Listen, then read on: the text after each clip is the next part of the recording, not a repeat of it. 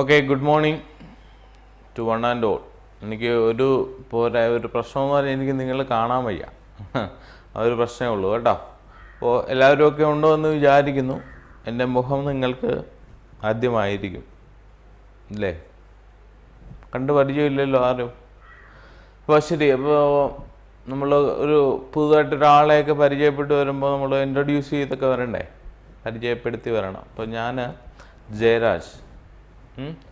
ഇന്ന് മുതൽ നമ്മൾ ബോട്ടണി എന്ന് പറയുന്ന ഭാഗമാണ് നമ്മൾ കൈകാര്യം ചെയ്യാൻ പോകുന്നത്.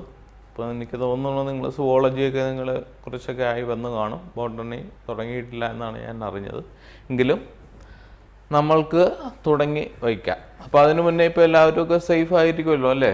ഇപ്പോഴത്തെ സാഹചര്യത്തിൽ നമ്മൾ പുറത്തൊന്നും പോകാതിരിക്കുക, വീട്ടിൽ തന്നെ കഴിവതും വീട്ടിൽ തന്നെ ഇരിക്കുക. പുറത്തേക്ക് പോകേണ്ട അത്യാവശ്യമൊക്കെ വന്നാൽ ബാക്കി കാര്യങ്ങളൊക്കെ ചെയ്യുക. സോഷ്യൽ ഡിസ്റ്റൻസ്, പിന്നെ കൈ കഴുകുക, അതുപോലുള്ള കാര്യങ്ങളൊക്കെ ചെയ്യണം അല്ലേ? ഇപ്പോൾ ബാക്കി കാര്യങ്ങളൊക്കെ പറയുന്നതിലേക്ക് നല്ലത് ഇങ്ങനെയുള്ളൊരു കാര്യം പറഞ്ഞു തുടങ്ങുന്നതാണ് അല്ലേ?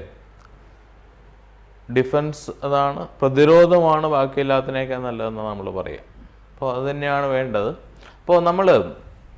ഇപ്പോൾ നിങ്ങൾ 10ാം ക്ലാസ്സിൽ നിന്ന് എങ്ങോട്ട് വന്നു? +1 വന്നു. എല്ലാവർക്കും ഒക്കെ അഡ്മിഷനൊക്കെ കിട്ടി കാണുമല്ലോ. അടുത്തടുത്ത സ്കൂളുകളിലോ ഇപ്പോൾ നിങ്ങൾ പഠിച്ച സ്കൂളിലൊക്കെ തന്നെ +1 കിട്ടി കാണും. അപ്പോൾ അതിന് ശേഷമാണ്, അല്ലെങ്കിൽ നേടുന്നതിന് മുന്നേ നമുക്ക് സയൻസ് എന്ന് പറയുന്ന വിഷയമാണ് എല്ലാവരും ഒട്ടുമിക്ക കുട്ടികളൊക്കെ പ്രിഫർ ചെയ്ത് വരുന്നത് അല്ലേ? സയൻസ് എടുത്ത് പഠിച്ചു. അപ്പോൾ സയൻസ് എടുത്ത് പഠിക്കുമ്പോൾ ഇപ്പോൾ നമ്മളുടെ തന്നെ സയൻസിൻ്റെ ഒരു ഐഡൻറ്റിറ്റി എന്ന് പറയുന്നത് നമ്മളുടെ വിഷയമാണ്. ബയോളജി സയൻസും കമ്പ്യൂട്ടർ സയൻസും എന്ന് നമ്മൾ പറയുക അല്ലേ? സയൻസ് ആണോ എന്ന് ചോദിച്ചെന്നാൽ ഏത് സയൻസ് എന്ന് ചോദിക്കും, അങ്ങനെയല്ല പറയാം. അപ്പോൾ പറയും ഞാൻ ബയോളജി സയൻസ് ആണെന്ന് പറയും. പിന്നെ ചില ആൾക്കാർ പറയും ഞാൻ കമ്പ്യൂട്ടർ സയൻസ് ആണെന്ന് പറയും. അപ്പോൾ അങ്ങനെ വരുമ്പോഴാണ് കമ്പ്യൂട്ടർ പഠിക്കേണ്ടവർ, അല്ലെങ്കിൽ അതിനെ സംബന്ധിക്കുന്ന ലാംഗ്വേജുകളൊക്കെ പഠിക്കുന്നവർ കമ്പ്യൂട്ടർ സയൻസിൽ വരുന്നു. ബാക്കിയുള്ള ബയോളജി എന്ന് പറയുന്ന പോർഷനിൽ അതാണ് നമ്മൾ പറയുന്ന ബയോളജിക്കൽ സയൻസ്, ബയോളജി. അപ്പോൾ നമുക്കറിയാമല്ലോ, ബയോളജി എന്ന് പറയുന്നത് ഒരു ബ്രോഡ് കാറ്റഗറിയാണ് അല്ലേ? ബ്രോഡ് ക്യാരക്ടർ എന്ന് പറഞ്ഞാൽ, ബ്രോഡ് എന്ന് പറയുമെങ്കിലും ഒരു വളരെ വാസ്റ്റായിട്ടുള്ള, വളരെ ലെങ്തി ആയിട്ടുള്ള ഫീച്ചേഴ്സുകൾ ഉൾപ്പെടുന്ന ഒരു ഭാഗമാണ് ബയോളജി. നമ്മൾ 10ാം ക്ലാസ് വരെ പഠിച്ചു വന്നത് അങ്ങനെയാണ് അല്ലേ? 7ാം ക്ലാസ് വരെ നമ്മൾ സയൻസ് എന്ന് നമ്മൾ മൊത്തം പറഞ്ഞു. അതിനുശേഷം 8ാം ക്ലാസ്സിലേക്ക് വന്നപ്പോൾ സയൻസിനകത്ത് തന്നെ നമ്മൾ 3ആയിട്ട് തിരിച്ചു. ഏതൊക്കെയായിരുന്നു? Physics, chemistry, biology. വളരെ കുറച്ച് ഭാഗങ്ങൾ, എന്തായാലും 2 ചാപ്റ്ററൊക്കെ വെച്ചിട്ട് ഒരു ടേമിലൊക്കെ ഉണ്ടായിരുന്നത്. ഇനി 9ാം ക്ലാസ്സിലേക്ക് വന്നപ്പോൾ ബയോളജിക്കും ഫിസിക്സിനും കെമിസ്ട്രിക്കും ഓരോരോ പുസ്തകങ്ങൾ വന്നു അല്ലെ? 2 ടേമുകളിലായിട്ട് ഓരോ പുസ്തകങ്ങൾ എന്ന് പറഞ്ഞാൽ ടോട്ടൽ 2 പുസ്തകങ്ങൾ നമ്മൾ പഠിച്ചു. അത് 10ാം ക്ലാസ് വരെയുള്ള ഭാഗങ്ങൾ. അപ്പോൾ അവിടെ വരെ പഠിച്ചപ്പോൾ ഈ 3 കാര്യങ്ങൾക്കും എന്താണ്, 3 ടെക്സ്റ്റ് ബുക്ക്, 3 പരീക്ഷ, 3 ടീച്ചർമാർ, 3 കാര്യങ്ങളൊക്കെ നമ്മൾ പഠിച്ചു വന്നു.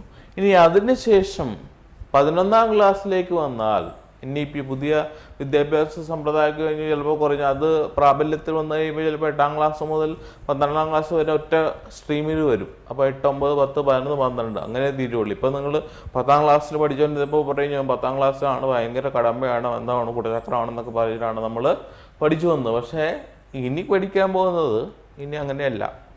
ഇനിയാണ് നമ്മൾ പറയുന്നത്, ഇനി +2 ആണ് ഭയങ്കര കാര്യമെന്ന് ഇനി പറയും. മനസ്സിലായി? അപ്പോൾ പഠനത്തിൽ കുറച്ചുകൂടെ ശ്രദ്ധ കേന്ദ്രീകരിക്കാൻ പറയുന്നതാണ്.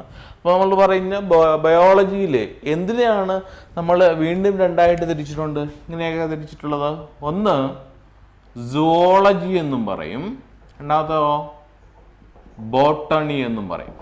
2 ഭാഗങ്ങൾ അല്ലേ? എന്താണ് സുവോളജി എന്ന് പറഞ്ഞാൽ? The study of animals, animal relationship, classification of animals, etc. will comes under zoology or study of animals. Zoo means related to animal.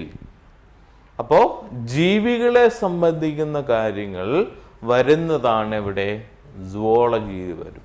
മനസ്സിലായോ? ഇനി ബോട്ടണി എന്ന് പറഞ്ഞാൽ എന്താണ്? Study of plants, plants relationship, plants growth, plants activities, plants movement, etc. will comes under botany. സസ്യങ്ങളെ സംബന്ധിക്കുന്ന എല്ലാ കാര്യങ്ങളും വരുന്നത് എവിടെയാണ്? ബോട്ടണിയിലേക്ക് വരുമ്പോഴാണ്. മനസ്സിലായോ? അപ്പോൾ ഇതൊരു പുതിയ ടേമാണ്. പുതിയ ടേം എന്ന് പറയുമ്പോൾ പുതിയ ഭാഗങ്ങളായിട്ടാണ് നമ്മൾ പഠിച്ചു വരുന്നത്. കാരണം കഴിഞ്ഞ വർഷം വരെ നമ്മൾ ബയോളജി എന്ന് പഠിച്ചു എങ്കിൽ ഈ വർഷം മുതൽ നമ്മൾ എന്ത് പഠിച്ചു വരുന്നു? സുവോളജി എന്നും ബോട്ടണി എന്നും പറഞ്ഞ് രണ്ടായിട്ട് തിരിക്കുന്നുണ്ട്. അപ്പോൾ രണ്ടിനും രണ്ട് ഫീച്ചേഴ്സുകളാണ്. മനസ്സിലായോ? ഇപ്പം രണ്ടിൻ്റെയും കോമൺ ഫീച്ചേഴ്സുകളുണ്ട്. എന്താണ്? സുവോളജിക്കും ബോട്ടണിക്കുമുള്ള കോമൺ ഫീച്ചർ എന്താണ്? രണ്ടും പഠിക്കുന്നത് എന്തിനെ കുറിച്ചിട്ടുള്ളവരാണ്? ലിവിങ് തിങ്ങിനെ കുറിച്ചാണ്. എന്ന് പറഞ്ഞാൽ ജീവനുള്ള ജീവികളെ കുറിച്ച്. ജീവികൾ എന്ന് പറയുമ്പോൾ നമ്മൾ പറയുന്നത് ആനിമൽസ് അല്ലെങ്കിൽ എന്താണ് ജന്തുക്കളുമായിട്ട് റിലേറ്റ് ചെയ്ത് വരുന്നതാണ് ജീവികൾ എന്ന് പറയുന്ന ആ ഒരു ഓപ്ഷൻ, ഒരു ഫീച്ചർ. പക്ഷെ ഇവിടെ നമ്മൾ പഠിക്കുന്നത് ലിവിങ് എന്ന് പറഞ്ഞാൽ ചില ഫീച്ചറുകൾ നമ്മൾ സുവോളജിയിൽ നിങ്ങൾ ഫസ്റ്റ് ചാപ്റ്ററിൽ പഠിച്ചു വരുന്നതാണ്. എന്താ ലിവിങ് എന്ന് പറഞ്ഞാൽ ഇന്ന കാര്യങ്ങളൊക്കെ എക്സിബിറ്റ് ചെയ്യണം. എന്തൊക്കെ വേണം? ഇറ്റ്സ് ഗ്രോ, അത് വളരണം. വളർച്ചയിൽ തന്നെ പ്ലാന്റ്സും ആനിമൽസും പറഞ്ഞാൽ വളർച്ചയിലുള്ള രണ്ട് വ്യത്യാസങ്ങളുണ്ട്. ഇങ്ങനെ രണ്ട് വ്യത്യാസങ്ങൾ എന്ന് പറയുന്നത്, ഒന്ന് എങ്ങനെ വളരുക? അൺലിമിറ്റഡ് ആയിട്ട് വളർന്നുകൊണ്ടിരിക്കും. എന്ന് പറഞ്ഞാൽ ടിൽ ദ എൻഡ്. അവരുടെ ജീവിതം കംപ്ലീറ്റ് ചെയ്യുന്നത് എപ്പോഴാണോ അപ്പോൾ വരെ വളർന്നുകൊണ്ടിരിക്കും. അതാണ് ഇവിടെ പ്ലാന്റ്സിന്റെ പ്രത്യേകത. പക്ഷെ ആനിമൽസ് എന്ന് പറഞ്ഞാലോ ഇറ്റ് ഈസ് ലിമിറ്റഡ് എന്ന് പറയും. എന്ന് പറഞ്ഞാൽ എന്താണ്? ഒരു ഏജ് വരെ നമുക്ക് വളരാൻ പറ്റൂ. നിങ്ങൾ 10ാം ക്ലാസ്സിൽ കെമിക്കൽ കോർഡിനേഷൻ എന്ന് പറയുന്ന ചാപ്റ്റർ പഠിച്ചിരുന്നു അല്ലേ? Homeostasis, chemical messages for homeostasis എന്ന് പറയുന്ന 3ാമത്തെ പാഠം പഠിച്ചില്ലേ? ഓർമ്മയില്ലേ പഠിച്ചത്? ഒരുപാട് ഹോർമോണുകളെ കുറിച്ച് പഠിച്ചത്. വളരെ ഇൻട്രസ്റ്റിംഗ് ആണ്, എന്നാൽ അല്പം ബുദ്ധിമുട്ടുമാണ്. പാഠത്തിന്റെ പ്രത്യേകതയായിരുന്നു അല്ലേ? ഒരുപാട് ക്വസ്റ്റ്യൻസ് ഒക്കെ ചോദിച്ചിട്ട് പാഠമാണ്. അതിനകത്ത് നമ്മൾ ഏതാണ് പിറ്റ്യൂട്ടറി ഗ്ലാൻഡിന്റെ ആന്റീരിയർ പോസ്റ്റീരിയർ ലോബ് പഠിച്ച ഓർമ്മയുണ്ടോ? അതിൽ തന്നെ ആന്റീരിയർ ലോബിലുള്ള ഒരു ഭാഗം സെക്രീറ്റ് ചെയ്യുന്ന ഒരു ഹോർമോണാണ് ഏത്? സൊമാറ്റോട്രോഫിൻ എന്ന് വിളിച്ചത്. ഓർമ്മയുണ്ടോ പഠിച്ചത്? ആ സൊമാറ്റോട്രോഫിന്റെ പ്രത്യേകത എന്താണ്? ഇതിനെ വിളിച്ച പേരെന്താണ്? ഗ്രോത്ത് ഹോർമോൺ എന്ന് വിളിച്ചു. എന്തുകൊണ്ടാണ് അതിനെ ഗ്രോത്ത് ഹോർമോൺ എന്ന് വിളിക്കുന്നത്? മനുഷ്യനിലെ ഗ്രോത്ത് എന്ന് പറയുന്ന ആ ഒരു പ്രോസസ്സിനെ, ആ ഒരു ക്യാരക്ടറിനെ കൺട്രോൾ ചെയ്യുന്നതാണ് ആര്? ഈ പറയുന്ന സൊമാറ്റോട്രോഫിൻ എന്ന് പറയുന്ന ആ ഹോർമോൺ അല്ലേ? അപ്പോൾ ആ ഹോർമോണിന് മറ്റൊരു പ്രത്യേകത ഉണ്ട്. എന്താണ്? നമ്മൾ ഗ്രോത്ത് എന്ന് പറയുന്ന ആ ഒരു feature it ends up to an age. ഏതാണ്? 18, ഏകദേശം 18ാമത്തെ വയസ്സോടുകൂടി നമ്മൾ ടീനേജ്, അതിനെ ടീൻ എന്ന് പറയാം. 18, 19, അതുകൊണ്ട് ടീൻ തീർന്നു. പിന്നെ 20യിൽ ടീൻ ഇല്ലാത്തതുകൊണ്ട് അതിന് നമ്മൾ ടീനേജ് എന്ന് പറയുന്നില്ല. 18, 19 കൊണ്ട് ടീനേജ്, കൗമാര കാലഘട്ടം എന്ന് പറയും. അപ്പോൾ ഈ പീരീഡിന് നമ്മൾ മറ്റൊരു ബയോളജിക്കലി ഒരുപാട് ഇമ്പോർട്ടൻസ് ഉള്ള കാലഘട്ടമാണ്. നിങ്ങളുടെ ഏജ് എന്ന് പറയുന്നത് ഏകദേശം ടീനേജിൻ്റെ ലാസ്റ്റിലേക്ക് വരുന്നു അല്ലേ? 15 കഴിഞ്ഞ് 16, 17, 18, 19, 3 വർഷം അല്ലെങ്കിൽ തന്നെയും ഒരു ഏജിൽ തീരും. അപ്പോൾ ഈ ഏജിൻ്റെ പ്രത്യേകത മെൻ്റലി ഡെവലപ്മെൻറ്റ് നടക്കും. മനസ്സിലായോ? എന്താണ്? മിസ്റ്ററി വിസസ് റോൾ മോഡൽ എന്ന് പറയും. യാഥാർത്ഥ്യവും ചില ആൾക്കാരും തമ്മിലുള്ള ഒരു കോൺട്രവേഴ്സിയൊക്കെ വരുന്നതാണ് ഈ ഒരു കാലഘട്ടത്തിൽ. അതാണ് പിടിച്ചാൽ കിട്ടാൻ പറ്റാത്തൊരു ഏജൊക്കെ, ഒരു പ്രശ്നമൊക്കെ ഉള്ള കാലഘട്ടമൊക്കെ വരിക. അപ്പോൾ ഇവിടെ ഈ ഏജിൻ്റെ മറ്റ് നമ്മുടെ ബയോളജിക്കൽ ഫീച്ചറിൽ വരുമ്പോൾ ഒരു പ്രത്യേകത ഉണ്ട്. എന്താണ്? ഗ്രോത്ത് എന്ന് പറയുന്ന ഒരു പോർഷൻ ഹ്യൂമൻ ബോഡിയിൽ സ്റ്റോപ്പ് ആവും. എന്ന് പറഞ്ഞാൽ വളർച്ച നിൽക്കും, പിന്നീട് വളരില്ല ബോഡി. എന്താ കാരണം? സൊമാറ്റോട്രോഫിൻ എന്ന് പറയുന്ന ഹോർമോൺ പിന്നീട് ഉണ്ടാവാത്തത് കൊണ്ടാണ് വളരാത്തത്. ഇനി ഉണ്ടായിക്കൊണ്ടിരുന്നാൽ വളർന്നു പോകും. അങ്ങനെ ഉണ്ടായിക്കഴിഞ്ഞാൽ കുഴപ്പമുണ്ട്. എന്താണ്? നമുക്ക് എവിടെയെങ്കിലും യാത്ര ചെയ്യാൻ പറ്റുമോ? സപ്പോസ് നമ്മളുടെ വണ്ടിയിലാണെങ്കിൽ പോലും യാത്ര ചെയ്യാൻ പറ്റുമോ? ബസ്സിൽ പോകാൻ പറ്റിയത് എന്താണ്? നമുക്ക് വേണ്ടിയിട്ട് മാത്രം ബസ്സൊക്കെ വഴി വേണ്ടി വരും അല്ലേ? ഇപ്പോൾ ഒരു മാക്സിമം ഒരു 6, 6.5 അടി 7 അടി പൊക്കം എന്ന് പറയുന്നതാണ് ഒരു നോർമൽ, ഏറ്റവും പൊക്കമുള്ള ഒരാളെന്നൊക്കെ പറയാം.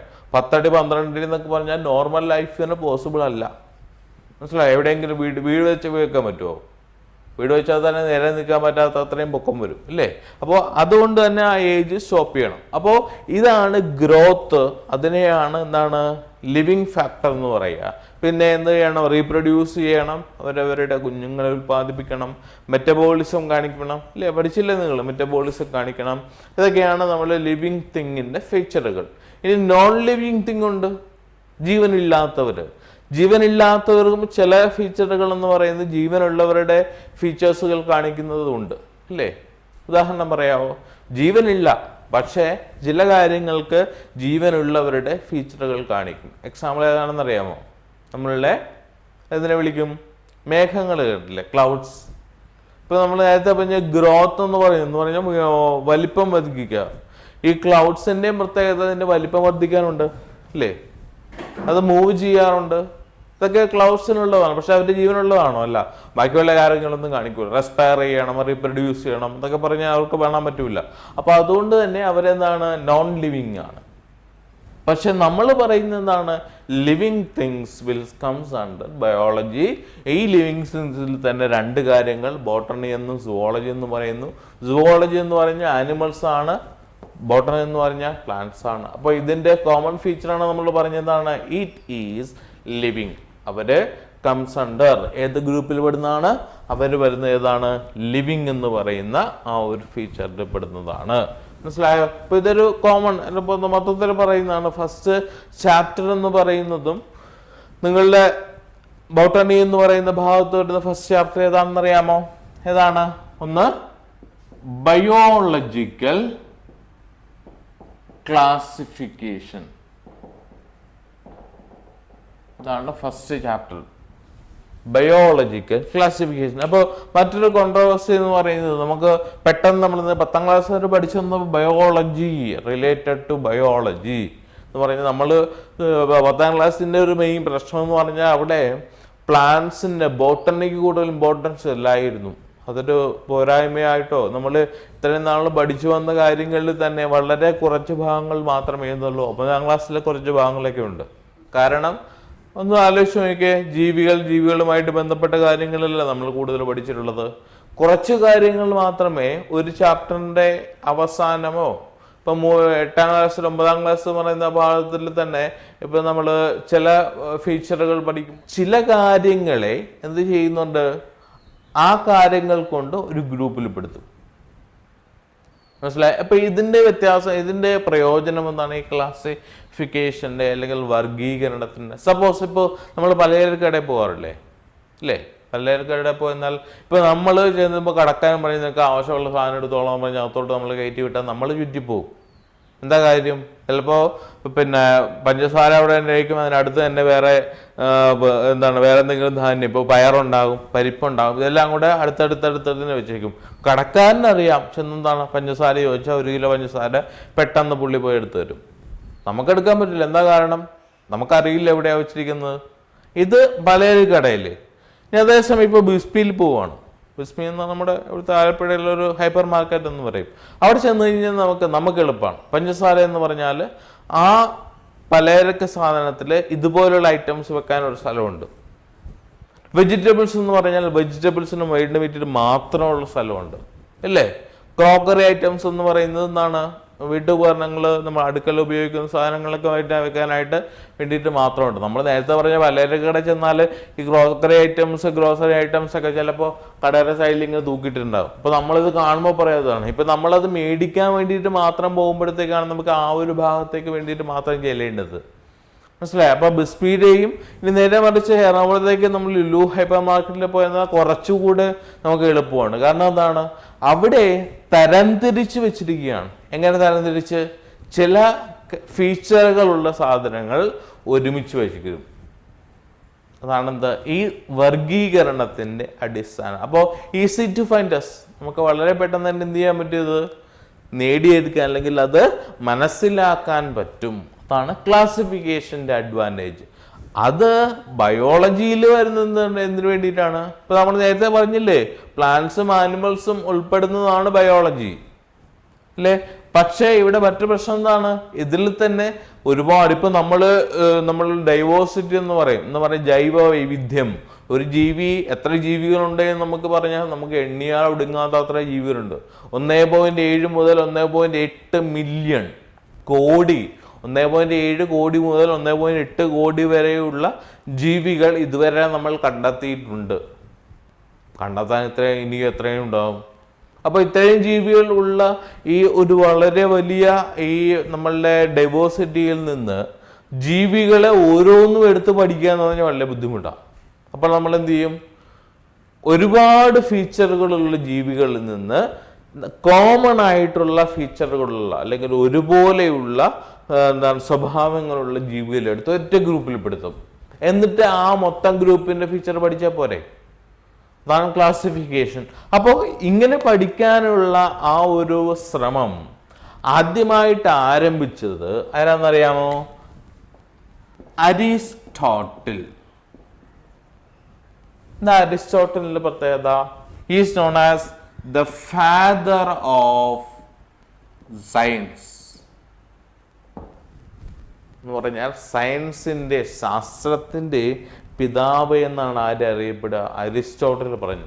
അദ്ദേഹമാണ് ആദ്യമായിട്ട് എന്ത് ചെയ്തത്? ലിവിങ് തിങ്സിനെ അല്ലെങ്കിൽ ജീവികളെ വർഗീകരിച്ച് തുടങ്ങിയത്. ഇങ്ങനെ എന്ന് പറയുമ്പോൾ വർഗീകരിച്ചത് അദ്ദേഹം 2 കാര്യങ്ങളായിട്ട് മാത്രമേ തിരിച്ചുള്ളൂ. Plantae, animalia. നോക്കിയേ, പ്ലാന്റ്സ് ഒന്നും ആനിമൽസ് ഒന്നും മാത്രം അദ്ദേഹം തിരിച്ചു. കാര്യം ആ സമയത്ത് അത് മതിയായിരുന്നു. ഇതാണ് പ്ലാന്റ്സ് ഒന്നും ആനിമൽസ് ഒന്നും പറഞ്ഞു. എന്നിട്ട് പ്ലാന്റ്സിനെ അദ്ദേഹം വീണ്ടും തിരിച്ചു, 3 ആയിട്ട് വീണ്ടും തിരിച്ചു.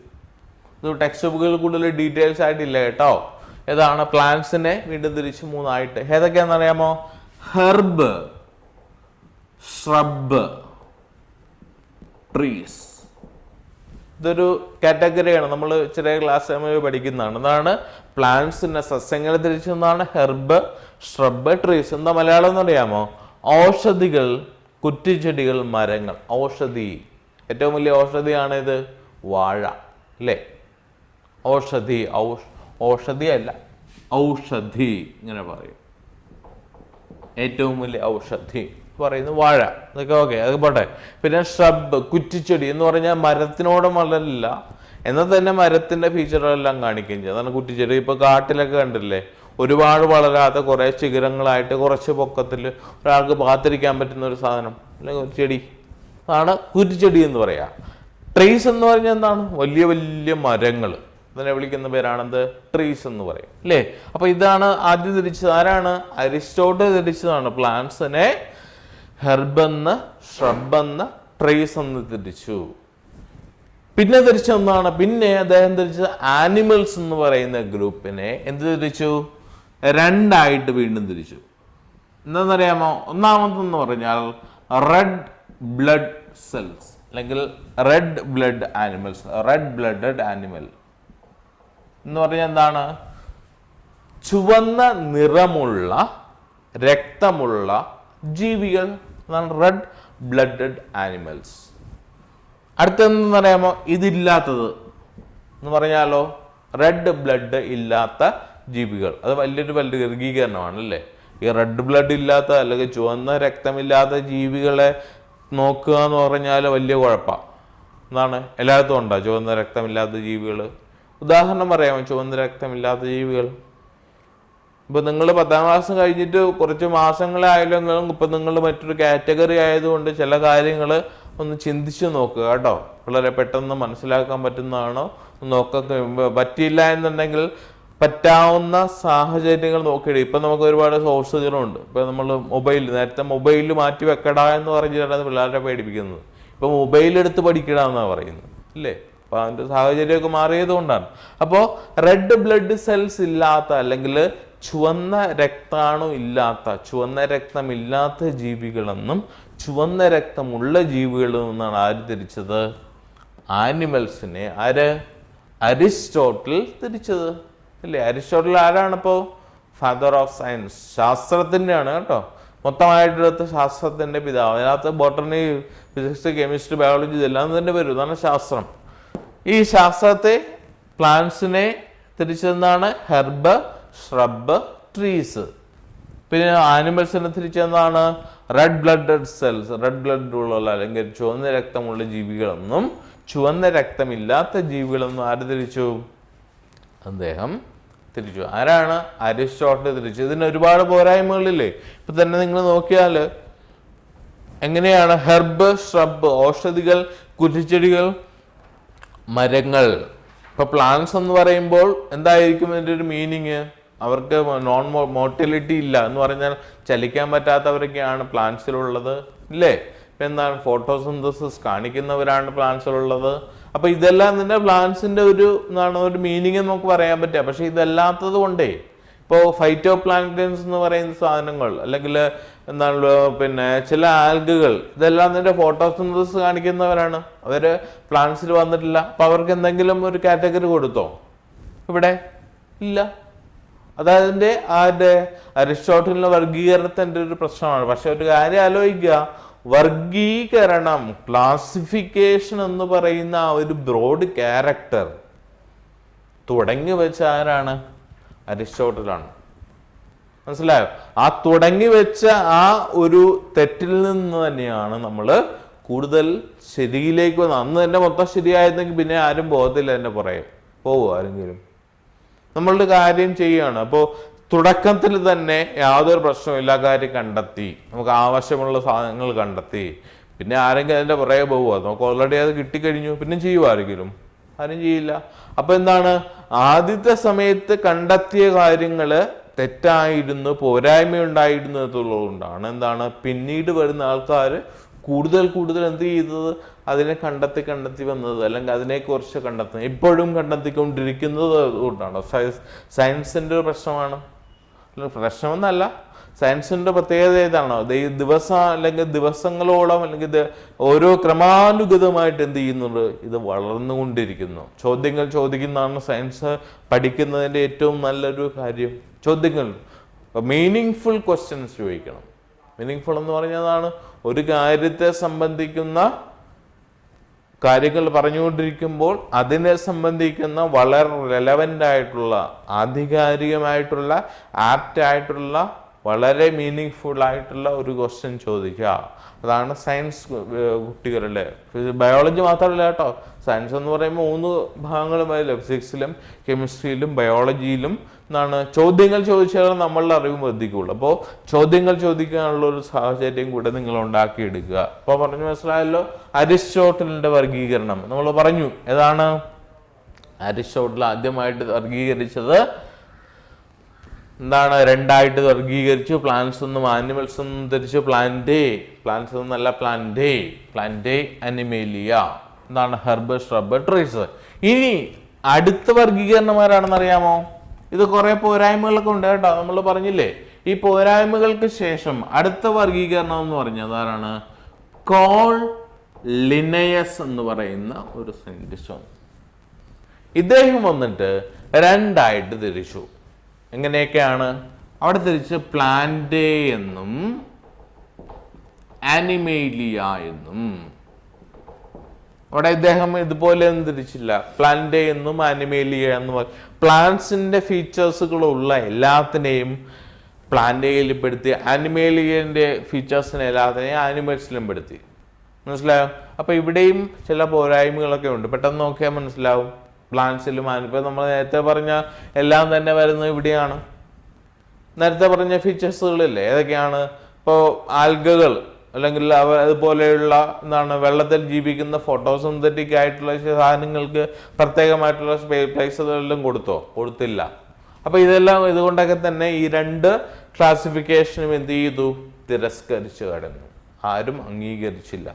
അതിനുശേഷമാണ് എന്ത്, ഏകദേശം എല്ലാവരാലും അംഗീകരിക്കപ്പെടുന്ന, യൂണിവേഴ്സലി അക്സെപ്റ്റബിൾ ആയിട്ടുള്ള ഒരു ക്ലാസിഫിക്കേഷൻ വന്നത്.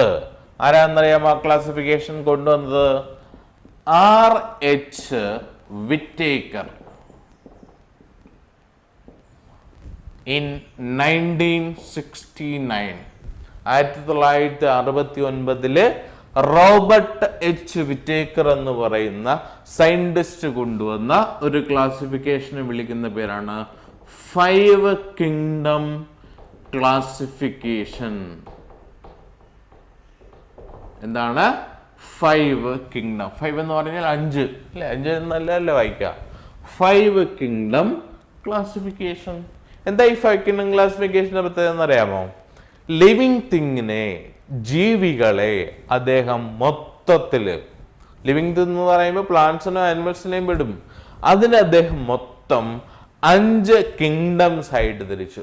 5 ഗ്രൂപ്പുകൾ. ഇതിലും കുറച്ച് പറയുമ്പോഴൊക്കെ ഉണ്ട് കേട്ടോ, അതിനെ കുറിച്ച് നമുക്ക് പറഞ്ഞു വരാം. ഇത് പറഞ്ഞു തരുമ്പോൾ പറയാം. ഈ 5 കിങ്ഡം ക്ലാസിഫിക്കേഷനിലേക്ക് തിരിച്ചു. എന്തിൻ്റെയൊക്കെ ബേസിസിലാണ്? ന്യൂട്രീഷന്റെ ബേസിസ് കൊടുത്തു, താലസ് ഫോർമേഷൻ ബോഡി ഡിസൈൻസിൽ പെടുത്തി, ഹയറാർക്കിയൽ ഓരോ വർഗീകരണ തലമെന്നൊക്കെ നമ്മൾ പറയും. അപ്പൊ അതിൻ്റെയൊക്കെ ബേസിൽ അദ്ദേഹം എന്ത് ചെയ്തു? 5 കിങ്ഡംസ് ആയിട്ട്, 5 ക്ലാസ്സുകളായിട്ട്, 5 ഗ്രൂപ്പുകളായിട്ട് ആര് തിരിച്ചു? റോബർട്ട് എച്ച് വിറ്റേക്കർ തിരിച്ചു. അന്ന് വരെ ഉണ്ടായിരുന്ന ക്ലാസിഫിക്കേഷനിൽ കൂടുതൽ അക്സെപ്റ്റൻസ് അല്ലെങ്കിൽ സ്വീകാര്യത കിട്ടിയ ഒരു ക്ലാസിഫിക്കേഷൻ ആയിരുന്നു ഏത്? 5 kingdom classification. On the basis of that, അതിൻ്റെ അടിസ്ഥാനത്തിൽ ജീവികളെ എത്രയായിട്ട് തിരിക്കാം? 5 ആയിട്ട് തിരിക്കാം എന്നുള്ള പറഞ്ഞു. ഏതൊക്കെയാണെന്നറിയാമോ? കിങ്ഡം, ഇങ്ങനെയാ പറയാ, kingdom. First one is kingdom monera. നല്ല പേരല്ലേ, കിങ്ഡം മുണീറ. അടുത്തതോ കിങ്ഡം പ്രൊട്ടിസ്റ്റ.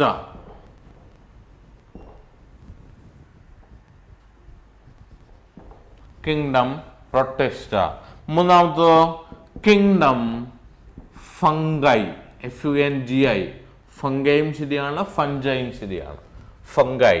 നാലാമത്തത് കിങ്ഡം പ്ലാന്റേ. അഞ്ചാമത്തത് കിങ്ഡം അനിമേലിയ.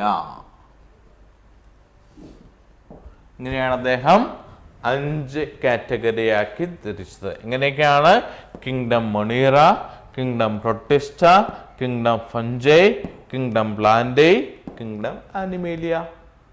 മനസ്സിലായോ? ഇത് 5 കിങ്ഡം ക്ലാസിഫിക്കേഷൻ ആണ്. എന്നിട്ട് എന്ത് ചെയ്തു? ഈ ജീവികളില്ലാത്തത് പെടുത്തി ഒരുപാട് അക്സെപ്റ്റബിൾ ആയിട്ടുള്ള ഒരുപാട് കാര്യങ്ങൾ വരുന്നതാണ്. കിങ്ഡം മൊണീറ, കിങ്ഡം പ്രൊട്ടിസ്റ്റ, ഈ ടേമുകളൊക്കെ ചിലപ്പോൾ പുതിയതായിരിക്കും അല്ലേ? കിങ്ഡം മൊണീറ എന്ന് പറയുന്ന ടേം, കിങ്ഡം പ്രൊട്ടിസ്റ്റ എന്ന് പറയുന്ന ടേം, ഫഞ്ചൈ എന്ന് പറയുന്ന ടേം, പ്ലാന്റേ എന്ന് പറയുന്ന ടേം, അനിമേലിയ എന്ന് പറയുന്നത്. ഇതിനകത്ത് ഈ 2 സാധനങ്ങളും ചിലപ്പോൾ ഇതും കൂടെ കേട്ട് കാണും. ഇത് രണ്ടും നിങ്ങൾ പഠിച്ചിട്ടുണ്ട്, എവിടെയെങ്കിലുമൊക്കെ നിങ്ങൾ പഠിച്ചിട്ടുണ്ട്. ഇതിനെക്കുറിച്ച് എപ്പോഴാണ് നിങ്ങൾ ഒരു പ്രീ റിക്വസ്റ്റ് ആയിട്ട് അല്ലെങ്കിൽ ഒരു നേരത്തെ കേട്ടിട്ടുള്ളത് എവിടെയാണെന്നറിയാമോ?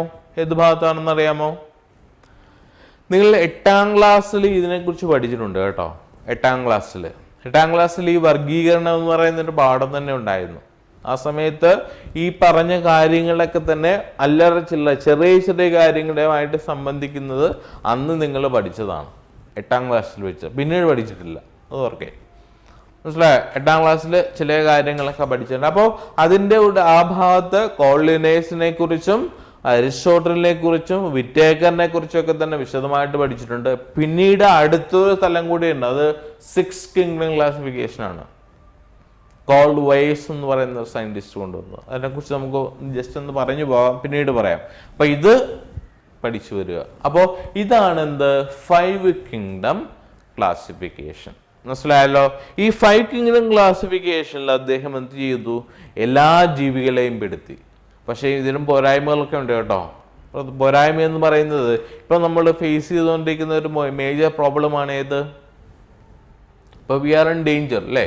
നമ്മുടെ ചെറിയ പ്രശ്നത്തിലൊക്കെയാണ്. എന്താ പ്രശ്നം? നമ്മളുടെ എന്താ പ്രശ്നം? മനസ്സമാധാനമായിട്ട് പുറത്തു പോകാൻ പറ്റുമോ? ഇപ്പോഴുള്ളൊരു ഒരു പ്രധാനപ്പെട്ട ഒരു എല്ലാവരുടെയും മനസ്സിലുള്ള ഒരു കാര്യം എന്ന് പറഞ്ഞാൽ എന്ന് നമ്മൾ ഈ മുഖത്തെ ഈ സാധനം മാറ്റിയിട്ടൊന്ന് പുറത്തിറങ്ങുമെന്നാണ് അല്ലേ? ഈ സാധനം വെക്കാതെ ഇപ്പോൾ പുറത്തിറങ്ങാൻ പറ്റുമോ? ശുദ്ധമായി ശ്വസിക്കാൻ പറ്റുമോ? തുറന്നു എവിടെ ഇപ്പം എവിടെയായാലും ഞാനിവിടെ നിൽക്കുന്നതുകൊണ്ട് വേറെ ആരും ഇല്ല, മനോഹർ സാർ മാത്രമേ ഉള്ളൂ. മനോഹർ സാർ കുറച്ച് ദൂരെയാണ് നിൽക്കുന്നത്. അപ്പം അതുകൊണ്ട് തന്നെ ഞാൻ ഇതൊന്നും വെക്കാതെ നമ്മൾ സംസാരിച്ചു വരുന്നു അല്ലേ? ഇതല്ലെങ്കിൽ എന്താണ് ഇപ്പോൾ നേരത്തെ സോഷ്യൽ ഡിസ്റ്റൻസിങ് പാലിക്കണം. ഈ സാധനം വെക്കാതെ പുറത്ത് പോകാൻ പറ്റില്ല. എന്ത്? മാസ്ക്. അതിന് കാരണം ആരാണ്? സോപ്പ് കുമിളയിൽ തീരുന്നൊരു സാധനമാണ്. സോപ്പ് കുമിളയിൽ ചത്തുപോകുന്നൊരു സാധനം ഏത്? വൈറസ് അല്ലേ? ഈ വൈറസ് എന്ന് പറയുന്ന സാധനം വളരെ നിസ്സാരമാണ്. പക്ഷെ അതോടൊപ്പം തന്നെ അതിൻ്റെ ഘടനയൊക്കെ നോക്കി തന്നെ കഴിഞ്ഞാൽ വളരെ നിസ്സാരമാണ്. പക്ഷെ ഇത് വളരെ ഡേഞ്ചറുമാണ് അല്ലേ? ലോകത്തിൽ ഇപ്പം തന്നെ എത്ര ലക്ഷം ആൾക്കാരെ കൊന്നു കളഞ്ഞു, എത്ര ലക്ഷം ആൾക്കാരിന് മരിക്കാൻ കിടക്കുന്നു അല്ലേ? എത്ര ലക്ഷം ആൾക്കാർ ഇതിപ്പോൾ എത്ര കോടി ആൾക്കാർ ഇപ്പോൾ ഇത് അഫക്ട് ചെയ്ത് കഴിഞ്ഞു. ഇപ്പോൾ കണ്ടെത്തിയിട്ടുള്ള ഏറ്റവും ഭീകരമായിട്ട് കൊണ്ടിരിക്കുന്ന ഒരു രോഗവുമാണ്, മഹാമാരിയാണ് ഇത് ഈ വൈറൽ ഡിസീസ്. ഇതിന് കാരണമാരാണ്? ഇതൊരു വൈറസ് ആണ്. ഏതാണ് ഈ വൈറസിന്റെ പേര്? കൊറോണ വൈറസ് അല്ലേ? അതോടൊപ്പം തന്നെ ഇതുപോലെ ഇപ്പൊ ഈ പേര് പോയി ഇതിന്റെ പേര് വിട്ടോട്ടെ, ഈ വൈറസിന്റെ പ്രത്യേകത ഉണ്ട് എന്തെന്നറിയാമോ? ഈ വൈറസ് ഒരു ലിവിങ് സെല്ലിൽ മാത്രമേ ആക്റ്റീവ് ആവുകയുള്ളൂ. നമ്മൾ സുവോളജിക്കൽ ഫീച്ചേഴ്സുകൾ പഠിക്കുമ്പോൾ അതിനകത്തും ക്ലാസിഫിക്കേഷൻ വരുന്നുണ്ട് കേട്ടോ. സുവോളജിയിൽ നമ്മൾ കിങ്ഡം പ്ലാന്റേ എന്ന് പറയുന്ന ക്ലാസിഫിക്കേഷൻ ബോട്ടണിൽ പഠിക്കും, കിങ്ഡം അനിമേലിയ എന്ന് പറയുന്ന ക്ലാസിഫിക്കേഷൻ സുവോളജിയിലും പഠിക്കും. അതിൻ്റെ പ്രത്യേകത. ബാക്കി 3 നമുക്ക് പഠിച്ചാൽ മതി. അതായത് മൊണീറ, പ്രൊട്ടിസ്റ്റ, ഫഞ്ചൈ, ഇത് മാത്രം നമ്മൾ പഠിച്ചാൽ മതി. ബാക്കി 2 പഠിക്കുന്നത് 2 സബ്ജക്റ്റിലാണ്, പ്ലാന്റേ, ബോട്ടണിയിൽ. അടുത്ത പാഠം കിങ്ഡം പ്ലാന്റേ ആണ്. സുവോളജിയിൽ 2nd ചാപ്റ്റർ ഏതാണ്? Kingdom Animalia. അവിടെ 2 പഠിക്കും. ഇവിടെ പഠിക്കുന്ന ഈ വൈറസിന്റെ പ്രത്യേകത എന്ന് പറയാമോ? ഈ വൈറസ് വിൽ ബി ആക്റ്റീവ്. എപ്പോൾ മാത്രമേ ആക്റ്റീവ് ആവുകയുള്ളൂ? ഒരു ലിവിങ് സെല്ലുണ്ടെങ്കിൽ മാത്രമേ വൈറസ് ആക്റ്റീവ് ആവുകയുള്ളൂ. അല്ലെങ്കിലോ ആക്റ്റീവ് അല്ല എന്ന് പറഞ്ഞാൽ ഇനാക്റ്റീവ് ഫോമിൽ എന്ന് പറയും. എന്താ ഇനാക്റ്റീവ് എന്ന് പറഞ്ഞാൽ? അത് നിർജീവ അവസ്ഥയിലാണ് എന്ന് പറയാൻ. ജീവനുണ്ടോ എന്ന് ചോദിച്ചാൽ ജീവനില്ല, എന്നാൽ ജീവനില്ല ചോദിച്ചാൽ ജീവനുണ്ട് താനും. അതൊരു വല്ലാത്തൊരവസ്ഥയാണ് അല്ലേ? അതുകൊണ്ട് തന്നെ എന്ത് ചെയ്യാൻ പറ്റില്ല, ഇതിനെ കൊല്ലാൻ പറ്റുമോ? ബാക്ടീരിയ പോലെ നശിപ്പിക്കാൻ പറ്റൂല എന്നേ. ഇതിനതാണ് നമ്മൾ വാക്സിനേഷൻ, വൈറൽ വാക്സിനേഷൻ, വൈറസ് രോഗത്തിനെതിരായിട്ട് വാക്സിൻ ചെയ്യണം. ഇപ്പോൾ പിന്നെ ഒരു സൈഡിൽ രോഗം ബാധിച്ച് ഭേദമായിട്ട് രോഗം ബാധിച്ച് സീരിയസ് ആയിട്ടുള്ള ആൾക്കാർ, മരിച്ച ആൾക്കാരെ കുറിച്ച് കണക്കെടുക്കുമ്പോൾ തന്നെ അടുത്തൊരു ഭാഗത്ത് എന്ത് ചെയ്യുന്നുണ്ട്? ഇതിനെ സംബന്ധിക്കുന്ന മരുന്നും കണ്ടെത്തുന്നുണ്ട്. ആ മരുന്നിനെ വിളിക്കുന്ന പേരാണ് വാക്സിൻ അല്ലേ? അപ്പൊ ഈ വൈറസിന്റെ പ്രത്യേകത ഇതിനെ നമ്മൾ ഈ പറയുന്ന സാധനത്തിൽ ഒന്നും പെടുത്തിയിട്ടില്ല. അതിന്റെ പോരായ്മയാണെന്നാണ് ഞാൻ നേരത്തെ പറഞ്ഞത്. വൈറസ് എന്ന് പറയുന്നതിനെ ഇവിടെ 3-ലും 5-ലും പെടുത്തിയിട്ടില്ല. കാരണം എന്താണ്? ഇതൊരു ലിവിങ് ഫാക്ട് എന്ന് പറയാൻ പറ്റുമോ? പറ്റില്ല. കാരണം എന്താ? ഇത് ജീവിക്കണമെന്നുണ്ടെങ്കിൽ എവിടെ വരണം? ഒരു ലിവിങ് സെല്ല് വരണം. അല്ലാത്ത സമയത്ത് ഇതൊന്നും ജീവിക്കില്ല. ഇപ്പൊ നമ്മൾ കൊറോണ ബാധിച്ച് മരിച്ച ഒരാളുടെ ശരീരത്തിലുള്ള വൈറസ്, അവരുടെ ഡെഡ് ബോഡിയിലുള്ള വൈറസ് എന്ന് പറഞ്ഞാൽ ഇനാക്റ്റീവാ. ഏതെങ്കിലും രൂപത്തിൽ അത് ജീവനുള്ള ശരീരത്തിലേക്ക് വന്നു കഴിഞ്ഞാൽ അത് ആക്റ്റീവ് ആകും. അതാണ് അവിടുത്തെ പ്രത്യേകത. മനസ്സിലായോ? ബാക്കിയുള്ള ബാക്ടീരിയംസ് എന്ന് പറഞ്ഞാൽ ജീവൻ പോകുന്ന എപ്പോഴാണ്? ആ സമയത്ത് ബാക്ടീരിയ ചത്തുപോകും, നശിച്ചു പോകും. വെള്ളം തിളപ്പിച്ചാലോ കൂടുതൽ തണുപ്പിച്ചാലോ ഒക്കെ തന്നെ എന്ത് പറ്റും? ഈ ബാക്ടീരിയ നശിച്ചു പോകും. പക്ഷേ വൈറസിന്റെ കാര്യം അതല്ല. എന്താണിത്? വൈറസുകൾ അത് ജീവനില്ലാത്തൊരവസ്ഥയാണെങ്കിൽ ജീവനില്ലാത്തതിൻ്റെ അവസ്ഥ കാണിക്കും. ജീവനുള്ള സെല്ലാണെങ്കിലോ ജീവനുള്ള അവസ്ഥയെ കാണിക്കും. അതാണ് വൈറസിന്റെ പ്രത്യേകത. അപ്പൊ ഇതൊന്നും തന്നെ ഇവിടെ വന്നിട്ടില്ല, ഇതിന്റെ ഈ ഗ്രൂപ്പിൽ വന്നിട്ടില്ല. അപ്പോൾ വൈറസിന്റെ ഇതിന്റെ ഈ ക്ലാസിഫിക്കേഷന്റെയും ഒരു പോരായ്മ അതാണ്. മനസ്സിലായോ? അപ്പോൾ പഠിച്ചു വരുന്ന ഏതാണ്? 5 kingdom classification done by R.H. Whittaker. ഇനി നമുക്ക് പഠിക്കാനുള്ള ഏതാണെന്ന് അറിയാമോ? ഓരോ കിങ്ഡത്തിന്റെയും എന്ന് പറഞ്ഞാൽ, ഓരോ കിങ്ഡം എന്ന് പറഞ്ഞാൽ ഏതായിരുന്നു? നമ്മളുടെ കിങ്ഡം, മൊണീറ, പ്രൊട്ടിസ്റ്റ, ഫഞ്ചൈ, ഈ 3 കിങ്ഡത്തിന്റെയും ക്ലാസിഫിക്കേഷൻ, അതിന്റെ ഫീച്ചറുകളൊക്കെ നമുക്ക് വിശദമായിട്ട് പഠിക്കണം. നമുക്ക് ഈ ബയോളജിക്കൽ ക്ലാസിഫിക്കേഷൻ തൂക്കാണ് കേട്ടോ. അടുത്ത ഏതാണെന്ന് അറിയാമോ? ഒന്നാമത്താണ് ഇത് കിങ്ഡം മൊണീറ. കിങ്ഡം മൊണീറ എന്ന് പറയുന്നതാണ് എന്ത്? ഫസ്റ്റ് ക്യാരക്ടർ അല്ലെങ്കിൽ ഫസ്റ്റ് ഫീച്ചർ, ഫസ്റ്റ് കിങ്ഡം. ഈ കിങ്ഡത്തിന്റെ പ്രത്യേകത എന്താ അറിയാമോ? ഇവര് യൂണിസെല്ലുലാർ ആണ്.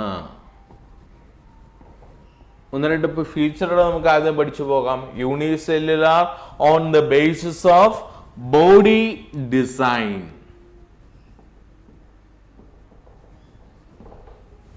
ഓർ സെല്ലുലാർ ഓർഗനൈസേഷൻ എന്ന് പറയും. അടുത്തെന്ന് പറയുമ്പോൾ ദേ ആർ പ്രോകാരിയോട്ട്. അതൊരു വലിയ പ്രശ്നമാണ്. പ്രോകാരിയോട്ട് എന്താണ്? പ്രോകാരിയോട്ടും യൂണിസെല്ലുലാർ എന്ന് പറഞ്ഞാൽ ഇവരെ ഇത് രണ്ടുമാണ്. പിന്നീട് on the basis of nutrition they are autotroph or heterotroph. അപ്പൊ ഈ കാര്യങ്ങൾ നമുക്കൊന്ന് പഠിച്ചു നോക്കാം. എന്താണ് ഈ യൂണിസെല്ലുലാർ അല്ലെങ്കിൽ ബോഡി ഡിസൈൻ എന്ന് പറയുന്നത്? ഇതിന്റെ അടുത്ത് എന്താണ്? പ്രോകാരിയോട്ട് എന്താണ്? പിന്നെ ഓട്ടോട്രോഫ് എന്താണ്?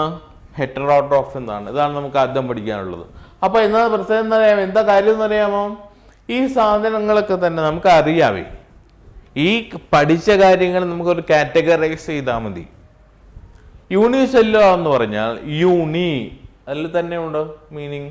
യൂണി മീൻസ് സിംഗിൾ, ഒറ്റ, ഒരെണ്ണം മാത്രം. ഒറ്റ സെല്ലുള്ള ജീവികളെ വിളിക്കുന്ന പേരാണെന്ത്? Unicellular organisms. എന്താണ്? ഒരു സെല്ലുള്ള ജീവികൾ. ഒരു സെല്ലുള്ള ജീവികൾ എന്ന് പറഞ്ഞാൽ ഏതായിരിക്കും? ഇവർ നമുക്ക് കാണാൻ പറ്റുമോ? ഇല്ല. മൈക്രോസ്കോപ്പിക് ആയിട്ടുള്ളതായിരിക്കും ആര്? യൂണിസെല്ലുലാർ ഓർഗാനിസത്തിന്റെ പ്രത്യേകത. ഇത് മൈക്രോസ്കോപ്പിക് ആണ്.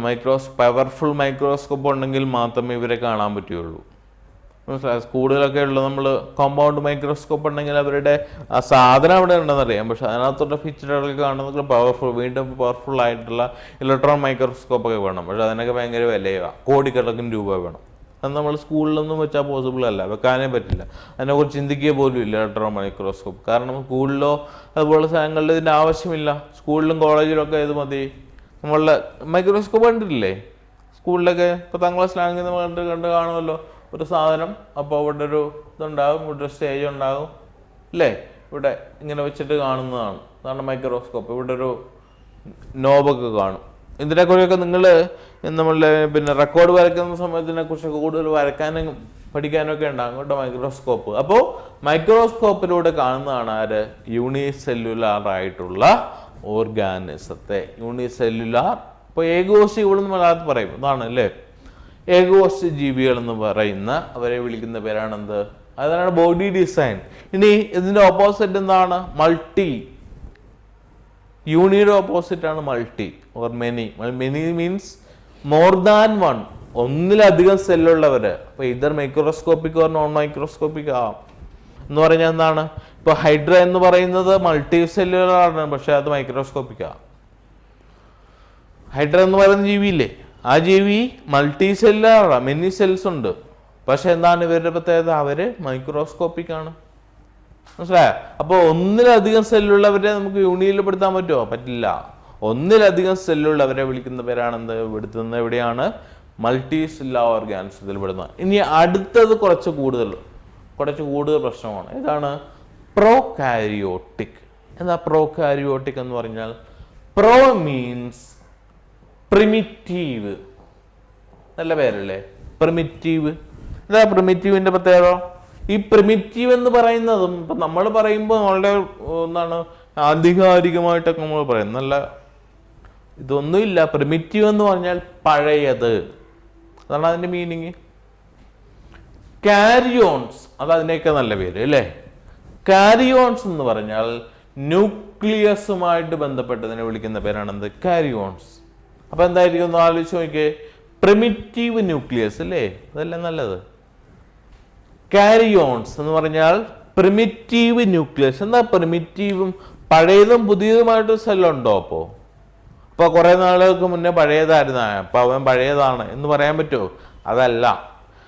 പ്രിമിറ്റീവ് സെൽ എന്ന് പറഞ്ഞാൽ ഇപ്പൊ നിങ്ങള് എവിടെയാണ് സെല്ല് പഠിച്ചത്? 8ാം ക്ലാസ്സിൽ പഠിച്ചിട്ടുണ്ട്. 8ാം ക്ലാസ്സിലെ ഈ പാഠവുമായിട്ട് ബന്ധപ്പെട്ട കാര്യങ്ങൾ പറയുമ്പോൾ ഞാൻ എപ്പോഴും 8ാം ക്ലാസ്സിലെ കാര്യമേ പറയുള്ളൂ, കാരണം 8ാം ക്ലാസ്സിൽ ഇതിനെ കുറിച്ച് കൂടുതൽ പഠിച്ചിട്ടുള്ളൂ. അപ്പോൾ 8ാം ക്ലാസ്സിൽ പഠിച്ച ഈ സെല്ലിന്റെ സ്ട്രക്ചർ പഠിച്ചിട്ടുണ്ട് അല്ലേ? ഓർമ്മയുണ്ട? ഒരു സെല്ല്, പ്ലാന്റ് സെല്ല്, ആനിമൽ സെല്ലൊക്കെ ഉണ്ട്. അതിനകത്ത് ഒരുപാട് ഫീച്ചറുകളൊക്കെ നമ്മൾ പറഞ്ഞു. പിന്നെ ഓൾമോസ്റ്റ് സെൻട്രലി ലൊക്കേറ്റഡ്, നടുവിലായിട്ട് ലൊക്കേറ്റ് ചെയ്തിരിക്കുന്ന ഏകദേശം ഉരുണ്ടാകൃതിയിലുള്ള അല്ലെങ്കിൽ വൃത്താകൃതിയിൽ കാണപ്പെടുന്ന ഒരു ഭാഗത്തെ നമ്മൾ വിളിച്ച പേരാണത് ന്യൂക്ലിയസ് എന്ന് വിളിച്ചു. റോബർട്ട് ബ്രൗൺ ഡിസ്കവർ ചെയ്തു അല്ലേ?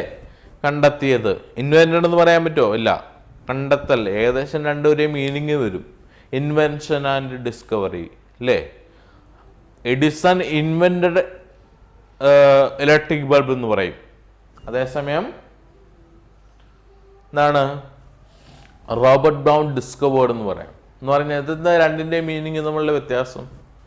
ഇൻവെൻഷനും ഡിസ്കവറിയും മീനിങ് അർത്ഥം പറയുമ്പോൾ ഏകദേശം എന്താണ് സെയിം ആയിട്ട് വരും.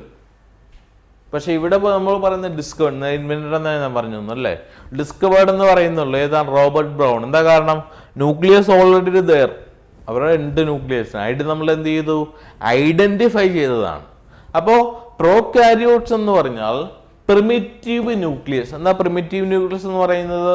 ഒരു ന്യൂക്ലിയസ് എന്ന് പറയുമ്പോൾ അതിന് ചില ഫീച്ചറുകളൊക്കെ ഉണ്ട്. എന്താണ് ഫീച്ചറുകൾ? ഒരു ന്യൂക്ലിയർ മെംബ്രെയിൻ ഉണ്ടാവും, മനസ്സിലായോ? ഏറ്റവും പുറമെ കാണപ്പെടുന്ന ആ ഒരു കവറിങ്ങിനെ വിളിക്കുന്ന പേര് ന്യൂക്ലിയർ മെംബ്രെയിൻ. ഇതിനെക്കുറിച്ച് സെൽ സൈറ്റോളജി എന്ന് പറയുന്ന അടുത്ത 3ാമത്തെ പാഠം വരുമ്പോൾ ഡീറ്റെയിൽ ആയിട്ട് നമുക്ക് പഠിക്കാനുണ്ട് കേട്ടോ സെല്ലിനെ കുറിച്ച്. അപ്പോൾ നമ്മൾ പഠിക്കുന്നുണ്ട് എന്താണ് ഒരു സെല്ല്, അതിൻ്റെ സ്പെറിക്കലായിട്ടുള്ള ഒരു പോർഷൻ, മോസ്റ്റ് ഇമ്പോർട്ടൻറ്റ് പോർഷൻ എന്നൊക്കെ നമ്മൾ പറയും. അപ്പോൾ അവിടെ ഒരു ന്യൂക്ലിയസ്, അതിനെ ചുറ്റിപ്പറ്റിയൊരു ന്യൂക്ലിയർ മെംബ്രെയിൻ ഉണ്ടാകും. ന്യൂക്ലിയർ മെംബ്രെയിൻ എന്നാണ് വിളിക്കുക, മനസ്സിലായോ?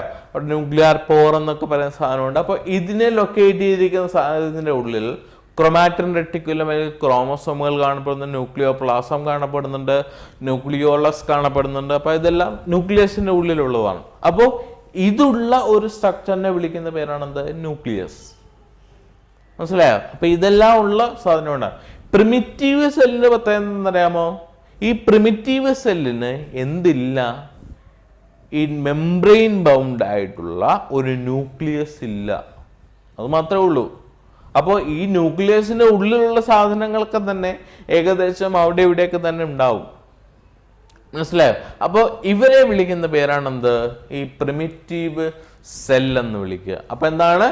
കിങ്ഡം മൊണീറ അവരെ പ്രോകാരിയോട്ടിക് ആണ്, ഇവര് ഓട്ടോട്രോഫ് അല്ലെങ്കിൽ ഹെറ്ററോട്രോഫ് ആണ്. പിന്നെന്താണ്? ഇവരെ മറ്റൊരു പേര് അറിയപ്പെടുന്നത് അറിയാമോ? ബാക്ടീരിയ. അത് ഞാൻ നേരത്തെ പറയാൻ വിട്ടുപോയി, അത് നമുക്കറിയാം. എന്താ ബാക്ടീരിയ എന്ന് പറഞ്ഞാൽ? ബാക്ടീരിയ പോലെ 1-2 തവണ ഞാൻ ഈ പേര് പറഞ്ഞു ഇല്ലേ? ബാക്ടീരിയ പോലെ ഇരിക്കുന്നതാണ്. അപ്പൊ എന്താണ് ഈ ബാക്ടീരിയ പ്രത്യേകത? ഇതെല്ലാം തന്നെ കാണിക്കുന്നവനോട് ബാക്ടീരിയ. ഇത് പ്രിമിറ്റീവ് സെല്ലാണ്. ഏറ്റവും പണ്ട് കാലത്ത് കണ്ടിരുന്ന ഒരു സെല്ലായിരുന്നു ബാക്ടീരിയൽ സെൽ. ആ ബാക്ടീരിയൽ സെല്ലിന് പ്രത്യേകം എന്താണ്? അവർ യൂണിസെല്ലുകളാണ്. നമ്മൾ പറയാൻ പറ്റും, ഞാൻ പോയപ്പോൾ ഒരു ബാക്ടീരിയനെ കണ്ടാൽ നമ്മൾ പറയുമോ? ഒരിക്കലും പറയില്ല. കാരണം അതാണ്, ഒരു ബാക്ടീരിയ നമുക്ക് കാണാൻ പറ്റില്ല. Everywhere this bacteria will be there. എല്ലായിടത്തും നോക്കിയാലും ബാക്ടീരിയ ഉണ്ട്, പക്ഷേ അവരെ നമുക്ക് എന്ത് ചെയ്യാൻ പറ്റില്ല? കാണാൻ പറ്റില്ല. കാരണം അത് യൂണിസെല്ലുകളാണ്. അവരെന്താണ്? പ്രോകാരിയോട്ടിക് ആണ്. അപ്പൊ എന്താണ്? ഇവർക്ക് ന്യൂക്ലിയസ് ഉണ്ടോ എന്ന് ചോദിച്ചാൽ ന്യൂക്ലിയസ് ഇല്ല. ന്യൂക്ലിയസ് ഇല്ല എന്ന് പറയാൻ പറ്റില്ല. മെംബ്രെയിൻ ബൗണ്ട് ആയിട്ടുള്ള സെൽ ഓർഗനൽസ്, മെംബ്രെയിൻ കൊണ്ട് പൊതിഞ്ഞിരിക്കുന്ന സെൽ ഓർഗനൽസ് എവിടെ കാണപ്പെടുന്നില്ല? ഈ ബാക്ടീരിയത്തിലില്ല. അതാണ് ഇവരുടെ പ്രത്യേകത. മെംബ്രെയിൻ കൊണ്ട് പൊതിഞ്ഞ് സൂക്ഷിച്ചിരിക്കുന്ന ആ ഒരു ഭാഗങ്ങൾ എവിടെ കാണപ്പെടുന്നില്ല? ന്യൂക്ലിയസിലില്ല. മനസ്സിലായോ? അപ്പോൾ അത്തരത്തിലുള്ള സെല്ലുകളെ വിളിക്കുന്ന പേരാണെന്ത്? പ്രോകാരിയോട്ടിക് സെൽ എന്ന് വിളിക്കുക. ഇനി അടുത്തെന്താണ്? They are either autotroph or heterotroph. എന്താ ഇവരുടെ പ്രത്യേകത? ഇവര് ഒന്നുകിൽ ഓട്ടോട്രോഫ് ആയിരിക്കും, അതല്ലെങ്കിലോ ഹെറ്ററോട്രോഫ് ആയിരിക്കും. എന്താ ഓട്ടോട്രോഫ് എന്ന് പറഞ്ഞാൽ, ഹെറ്ററോട്രോഫ് എന്ന് പറഞ്ഞാൽ? അപ്പോൾ ഇതിന്റെ പ്രത്യേകത, ഈ autotrophic mode on the basis of, ഇവിടെ വിളിക്കുന്നത് on the basis of their nutrition ആണ്. എന്ന് പറഞ്ഞാലോ അവരവരുടെ ന്യൂട്രിഷൻ, അവരവരുടെ എന്തിനെ സംബന്ധിക്കുന്നതാണ്? ന്യൂട്രിഷൻ എന്ന് പറഞ്ഞാൽ എന്താണ്? പോഷണം എന്ന് മലയാളത്തിൽ പറയും. പോഷണവുമായിട്ട് ബന്ധപ്പെടുത്തി പറയുന്നതാണ് എന്ത്? ന്യൂട്രിഷൻ. ആ ന്യൂട്രിഷനുമായിട്ട് ബന്ധപ്പെടുത്തി ഇവരെ രണ്ടായിട്ട് തിരിക്കാം. ഏതൊക്കെയായിട്ട് തിരിക്കാം? Autotrophic or heterotrophic. ഒരു കാര്യം ഓർക്കുക, ഈ പറയുന്ന കാര്യങ്ങൾ മൊണീറ എന്ന് പറയുന്ന ഈ കിങ്ഡം പഠിക്കാൻ വേണ്ടിയിട്ട് മാത്രമല്ല, ഇതൊരു കോമൺ ആണ്. എന്ന് പറഞ്ഞാൽ ചില കാര്യങ്ങൾ പഠിച്ചു വരുമ്പോൾ അവർ പറയും ദർ either യൂണിസെല്ലുലാർ. ഇന്ന് നമ്മൾ ഇതിന്റെ എക്സ്പ്ലനേഷൻ പറയേണ്ടി വരില്ല. There prokaryotic, there heterotrophic or heterotrophic എന്ന് പറയും. എന്ന് പറഞ്ഞാൽ എന്താണ്? ഇവര് പ്രോകാരിയോട്ടിക് ആണ്, മനസ്സിലായോ? എന്ന് പറഞ്ഞാൽ എന്താണ്? അവർക്ക് ഒരു ട്രൂ ന്യൂക്ലിയർ മെംബ്രെയിൻ ബൗണ്ട് ആയിട്ടുള്ള സെൽ ഓർഗനൽസ് ഒന്നും തന്നെ അവരുടെ സെല്ലിൽ കാണുകയില്ല. അത്തരത്തിലുള്ളവരെ വിളിക്കുന്ന പേരാണ് കാരിയോട്ടിക് സെൽ. മനസ്സിലായോ? ഇനി അടുത്ത് എന്താണ്? Autotrophic or heterotrophic. ഇത് നമുക്ക് അറിയാം കേട്ടോ. Autotrophic or heterotrophic on the basis of there nutrition. അവരുടെ പോഷണത്തിനനുസരിച്ച് അവരുടെ നമ്മൾ തിരിക്കുന്നതാണ് എന്ത്? രണ്ടായിട്ട്. Autotrophic or heterotrophic. എന്താ ഓട്ടോട്രോഫിക് എന്ന് ഹെറ്ററോട്രോഫിക് എന്ന് പറഞ്ഞാൽ അറിയാമോ? Autotrophic mode of nutrition is in which the organisms can prepare their own food material from inorganic substances. Inorganic ആയിട്ടുള്ള സബ്സ്റ്റൻസിൽ നിന്ന് ന്യൂട്രീഷൻ, അവരുടെ ആഹാരത്തെ സ്വയം നിർമ്മിക്കാനുള്ള കഴിവുള്ളവരെ വിളിക്കുന്ന പേരാണെന്ത്? ഓട്ടോട്രോഫിക് മോഡ് ഓഫ് ന്യൂട്രീഷൻ എന്ന് വിളിക്കാം. അപ്പൊ എന്താണെന്ന് നോക്കൂ. അങ്ങനെ പിന്നെ സ്വയം നിർമ്മിക്കാൻ കഴിവുള്ളവരെ മറ്റൊരു പേര് കാരണം ഉണ്ടാവണം. ഒന്ന് രണ്ട് സാധനങ്ങൾ വേണം. ഓട്ടോട്രോഫിക്കിൽ എന്തൊക്കെ വേണം? അവർക്ക് ക്ലോറോ പ്ലാസ്റ്റ് ഉണ്ടായിരിക്കണം. അതെന്താ ക്ലോറോ പ്ലാസ്റ്റ് എന്ന് പറഞ്ഞാൽ? ഇത് പച്ച നിറമുള്ള പിഗ്മെന്റിനെ വിളിക്കുന്ന പേരാണെന്ത്? പിഗ്മെന്റ്. അപ്പൊ പിഗ്മെന്റ് എന്ന് പറയുന്ന പേര് പിടിച്ചു. ഇതിനെ മലയാളത്തിൽ വിളിക്കുന്ന പേരെന്നറിയാമോ? വർണ്ണകം. എന്താ വർണ്ണകം എന്ന് പറഞ്ഞാൽ? ഓരോ സാധനത്തിന് നിറം കൊടുക്കുന്നതിനെ വിളിക്കുന്ന പേരാണ് വർണ്ണകം. മനസ്സിലായോ? അപ്പൊ പച്ച നിറമുള്ള വർണ്ണകമുള്ള സാധനത്തെ അല്ലെങ്കിൽ അതിന്റെ കാര്യത്തെ വിളിക്കുന്ന പേരാണ് എന്ത്? ക്ലോറോപ്ലാസ്റ്റ്. ഇവരുള്ളവരെ വിളിക്കുന്ന പേരാണ് ഓട്ടോട്രോഫിക് എന്ന് പറയും. എന്ന് പറഞ്ഞാൽ on the basis of their mode of nutrition they are of autotroph or heterotroph. എന്ന് പറഞ്ഞാൽ എന്താണ്? on the basis of their nutrition, അവരവരുടെ സ്വഭാവത്തിനനുസരിച്ച്, ന്യൂട്രീഷൻ അനുസരിച്ച് അവരെ തിരിക്കാം ഓട്ടോട്രോഫിക് എന്ന് പറയാം. എന്ന് പറഞ്ഞാൽ എന്തായിരിക്കും? അവരുടെ ശരീരത്തിന്റെ ഉള്ളിൽ ക്ലോറോപ്ലാസ്റ്റ് എന്ന് പറയുന്ന പിഗ്മെന്റ് ഉണ്ട്. ആ പിഗ്മെന്റ് ഉള്ളവരെ വിളിക്കുന്ന പേരാണ് ഓട്ടോട്രോഫിക്. ഹെറ്ററോട്രോഫിക് എന്ന് പറഞ്ഞാൽ എന്താണ്? അവര് ന്യൂട്രീഷന് വേണ്ടിയിട്ട് മറ്റു ജീവികളിൽ ഡിപ്പെൻഡ് ചെയ്യണം. They can not prepare their own nutrition or they can not prepare their own food. അവർക്ക് അവർ സ്വയം ആഹാരം നിർമ്മിക്കാനുള്ള കഴിവില്ല. നമ്മൾ ഓട്ടോട്രോഫ് ആണോ ഹെറ്ററോട്രോഫ് ആണോ? നമ്മൾ ഓട്ടോട്രോഫ് ആണോ ഹെറ്ററോട്രോഫ് ആണോ? Autotroph or heterotroph? അതിന് പറഞ്ഞു കേട്ടില്ലല്ലോ. നമ്മൾ ഓട്ടോട്രോഫ് ആണോ ഹെറ്ററോട്രോഫ് ആണോ? ഹെറ്ററോട്രോഫ്. എന്താ കാര്യം? പക്ഷെ നമ്മളുടെ ചോറ് നമ്മളല്ല ഉണ്ടാക്കണേ, നമ്മളുടെ ആഹാരം നമ്മളല്ലോ. ഞാൻ പറഞ്ഞെന്താണ്? Autotrophs and organisms can prepare their own food material. അവർ അവരുടെ തന്നെ ആഹാരത്തെ നിർമ്മിക്കാൻ കഴിവുള്ളവരെ വിളിക്കുന്ന പേരാണ് ഓട്ടോട്രോഫ്. നമ്മളുടെ ആഹാരത്തെ നമ്മൾ തന്നെയല്ലേ ഉണ്ടാക്കിയെടുക്കുക? ഇല്ല. അവിടെ എന്ന് പറഞ്ഞാൽ ഇപ്പൊ നമ്മൾ ചോറ് തിന്നുന്നു. ഇപ്പൊ മലയാളികളുടെ ഇഷ്ടഭക്ഷണം എന്ന് പറഞ്ഞാൽ റൈസ് ആൻഡ് ദ പ്രൊഡക്റ്റ് ഇല്ലേ? ചോറും അല്ലെങ്കിൽ എന്താണ് അരിയും അരി ആഹാരങ്ങളുമാണ് നമ്മളുടെ പ്രധാനപ്പെട്ട ഭക്ഷണം അല്ലേ? അപ്പോൾ ഈ അരി എന്ന് പറയുന്ന സാധനം അത് കിട്ടാൻ വേണ്ടിയിട്ട് നമ്മൾ പ്ലാന്റ്സിനെ ഡിപ്പെൻഡ് ചെയ്യണം വേണ്ടേ? അപ്പോൾ അതുകൊണ്ട് തന്നെ നമ്മൾ അവരെ ഡിപ്പെൻഡ് ചെയ്ത് ജീവിക്കുന്നതുകൊണ്ടുണ്ട്. We are dependent animals. നമ്മൾ വേറെ ആരെങ്കിലും ഇല്ലെങ്കിൽ നമുക്ക് ജീവിക്കാൻ പറ്റില്ല. അതൊരു യാഥാർത്ഥ്യമാണ്. ആഹാരത്തിന് വേണ്ടിയിട്ട് അരി വേണം, അരിക്ക് വേണ്ടിയിട്ട് നമുക്ക് പറ്റില്ല. നമ്മൾ ആന്ധ്രക്കാരനെ കർണാടകക്കാരനെ ഡിപ്പെൻഡ് ചെയ്യണം ഇല്ലേ? അത് വേറെ കാര്യം. പക്ഷെ അവിടെയും ആൾക്കാരെ എന്ത് ചെയ്യണം? അല്ലെങ്കിൽ നമ്മളുടെ തന്നെ ആഹാരം പ്രിപ്പയർ ചെയ്യണം. അതിന് വേണ്ടിയിട്ട് പ്ലാന്റ്സിനെ, ഗ്രീൻ പ്ലാന്റ്സിനെ ഡിപ്പെൻഡ് ചെയ്യണം. അതിനെ വിളിക്കുന്ന പേരാണെന്ത്? Autotrophic mode of nutrition. പ്ലാന്റ്സിനെ വിളിക്കും. നമ്മളെ വിളിക്കുന്ന പേരാണെന്ത്? ഹെറ്ററോട്രോഫ്സ് എന്ന് പറഞ്ഞാൽ should depend other organism others for their nutrition. മറ്റുള്ളവരെ ന്യൂട്രീഷന് വേണ്ടി ഡിപ്പെൻഡ് ചെയ്യുക. അതിനെ വിളിക്കുന്ന പേരാണെന്ത്? ഹെറ്ററോട്രോഫിക് മോഡ് ഓഫ് ന്യൂട്രീഷൻ എന്ന് വിളിക്കും. മനസ്സിലായോ? അപ്പൊ ഇതാണെന്ത്? കിങ്ഡം മൊണീറയെ സംബന്ധിക്കുന്ന first. They are unicellular, prokaryotic, either autotroph or heterotroph. മനസ്സിലായല്ലോ? അപ്പൊ ഈ മൂന്ന് കാര്യങ്ങളും. ഇനി ഇവരുടെ സ്ട്രക്ചേഴ്സ് നമ്മൾ പറഞ്ഞെന്താണ്? ഇവർ ബാക്ടീരിയംസ് ആണെന്ന് പറഞ്ഞു. ഇപ്പൊ നമുക്കറിയാൻ പറ്റുന്ന ബാക്ടീരിയംസ് ഏതാണെന്ന് അറിയാമോ? രോഗങ്ങൾ ഉണ്ടാക്കുന്നവരാണ് അല്ലേ? ഇപ്പൊ വിബ്രിയോ കോളറെ എന്ന് പറയുന്ന രോഗമുണ്ടാക്കുന്ന അത് കേട്ടിട്ടുണ്ടോ? വിബ്രിയോ കോളറെ എന്താണ്? കോളറ രോഗമുണ്ടാക്കുന്ന ഒരു ബാക്ടീരിയയാണ് വിബ്രിയോ കോളറെ. ഈ ബാക്ടീരിയത്തിന്റെ പ്രത്യേകത, ഒട്ടുമിക്ക ബാക്ടീരിയംസും നമ്മൾ അറിയുന്നവരെന്താണ്? രോഗാണുക്കളാണ്. രോഗം പരത്തുന്ന ബാക്ടീരിയംസ് നമ്മൾ വിളിക്കുന്ന പേരാണെന്ത്? രോഗാണുക്കൾ, അല്ലെങ്കിൽ ജേംസ് എന്ന് വിളിക്കും. മനസ്സിലായോ? ജേംസ്. ഈ ജേംസ് ഉള്ളവരാണ് ബാക്ടീരിയ. പക്ഷെ എല്ലാ ബാക്ടീരിയംസും ജേംസ് അല്ല. മനസ്സിലായോ? ഏതാണ് ജേംസ് ആയിട്ടുള്ള ബാക്ടീരിയംസ് അറിയാമോ? ഹെറ്ററോട്രോഫിക് ആയിട്ടുള്ള ബാക്ടീരിയംസ് ആണ് മെജോറിറ്റി ജേംസ് എന്ന് പറഞ്ഞാൽ രോഗാണുക്കൾ, രോഗാണുവാഹകർ എന്നൊക്കെ പറയുന്നു. കാരണം അവര് നോർമലി പ്രശ്നമൊന്നും ഇല്ല. ഇപ്പൊ നമ്മളുടെ ശരീരത്തിലേക്ക് വിബ്രിയോ കോളറ വരുന്നു. വിബ്രിയോ കോളറ എന്ന് പറയുന്ന ബാക്ടീരിയ എടുത്താൽ അത് കുഴപ്പമില്ല. പക്ഷെ നമ്മളുടെ ശരീരത്തിലേക്ക് വന്നാൽ നോർമലി എന്ത് ചെയ്യും? അവര് ആഹാരം നിർമ്മിക്കും, അവർ റീപ്രൊഡ്യൂസ് ചെയ്യും, അവർ റെസ്പയർ ചെയ്യും, എക്സ്ക്രീറ്റ് ചെയ്യും. എക്സ്ക്രീറ്റ് ചെയ്യുന്ന സമയത്ത് അവർ പുറത്തേക്ക് വിടുന്ന കെമിക്കൽസ് ഇല്ലേ? ഇപ്പൊ നമ്മളാണെങ്കിൽ യൂറിൻ പുറത്തേക്ക് വിടും, സ്വെറ്റ് പുറത്തേക്ക് വിടും, പിന്നെന്താണ്? ഫീക്കൽ മാറ്റേഴ്സ് പുറത്തേക്ക് വിടും. ഇതാണ് നമ്മളുടെ എക്സ്ക്രീഷൻസ് ആണ്. ബാക്ടീരിയംസ് നമ്മളുടെ ശരീരത്തിലേക്ക് വന്നിട്ട് അവര് എക്സ്ക്രീറ്റ് ചെയ്യുന്നത് പോയിസണസ് ആണ്. ടോക്സിക്സ്, പോയിസൺ ഒന്നുമല്ല, ടോക്സിക് എന്ന് പറയും. ഓൾമോസ്റ്റ് സിമിലർ മീനിങ് ആണെങ്കിലും രണ്ട് കാറ്റഗറിയാണ്. മനസ്സിലായോ? ഇപ്പോൾ നമ്മൾ പാമ്പിൻ ടോക്സിക് എന്ന് പറയില്ല, അതിന് വെനം എന്നാ പറയാ. മനസ്സിലായോ? പാമ്പിൻ വിഷം എന്ന് നമ്മൾ പറയാമെങ്കിൽ അതിന് വിഷം അല്ലെങ്കിൽ ആ ഒരു കാറ്റഗറി അല്ല പെടുക. വിഷമത്തിന് മറ്റൊരു പ്രത്യേകത, ഇതൊരു പ്രോട്ടീനാണ്. ഏത്? പാമ്പിൻ വിഷം. നമുക്ക് വായിലൂടെ നേരിട്ട് കഴിച്ചാൽ ഇപ്പോൾ വാവാ സുരേഷൊക്കെ നമ്മൾ അതിന് പാമ്പിന്റെ വിഷമൊക്കെ എടുത്ത് കുടിക്കാറുണ്ട്. മനസ്സിലായി? അപ്പൊ അവിടെ വലിയ പ്രശ്നമൊന്നുമില്ല. അതെന്താണ്?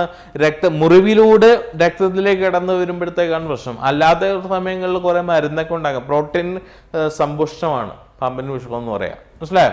അപ്പോ ഈ കിങ്ഡം മൊണീറ എന്ന് പറയുന്ന ഗ്രൂപ്പിൽ പെടുന്ന ബാക്ടീരിയംസ് എല്ലാം തന്നെ ജേംസ് അല്ല, രോഗാണുക്കളല്ല. മറ്റു ചില ബാക്ടീരിയംസ് ഇതിനുള്ള കഴിവുണ്ട്. നമ്മളുടെ ഡെയിലി യൂസിന് നമ്മളുടെ സാഹചര്യങ്ങളോടനുബന്ധിച്ച് നമ്മൾ ഉപയോഗിക്കുന്ന ബാക്ടീരിയംസ് ഉണ്ട്. ഏതാണെന്ന് അറിയാമോ അങ്ങനെ ഉപയോഗിക്കുന്നവര്? നമ്മളുടെ കിച്ചണിൽ അല്ലെങ്കിൽ അടുക്കളയിൽ തൈരുണ്ടാക്കില്ലേ?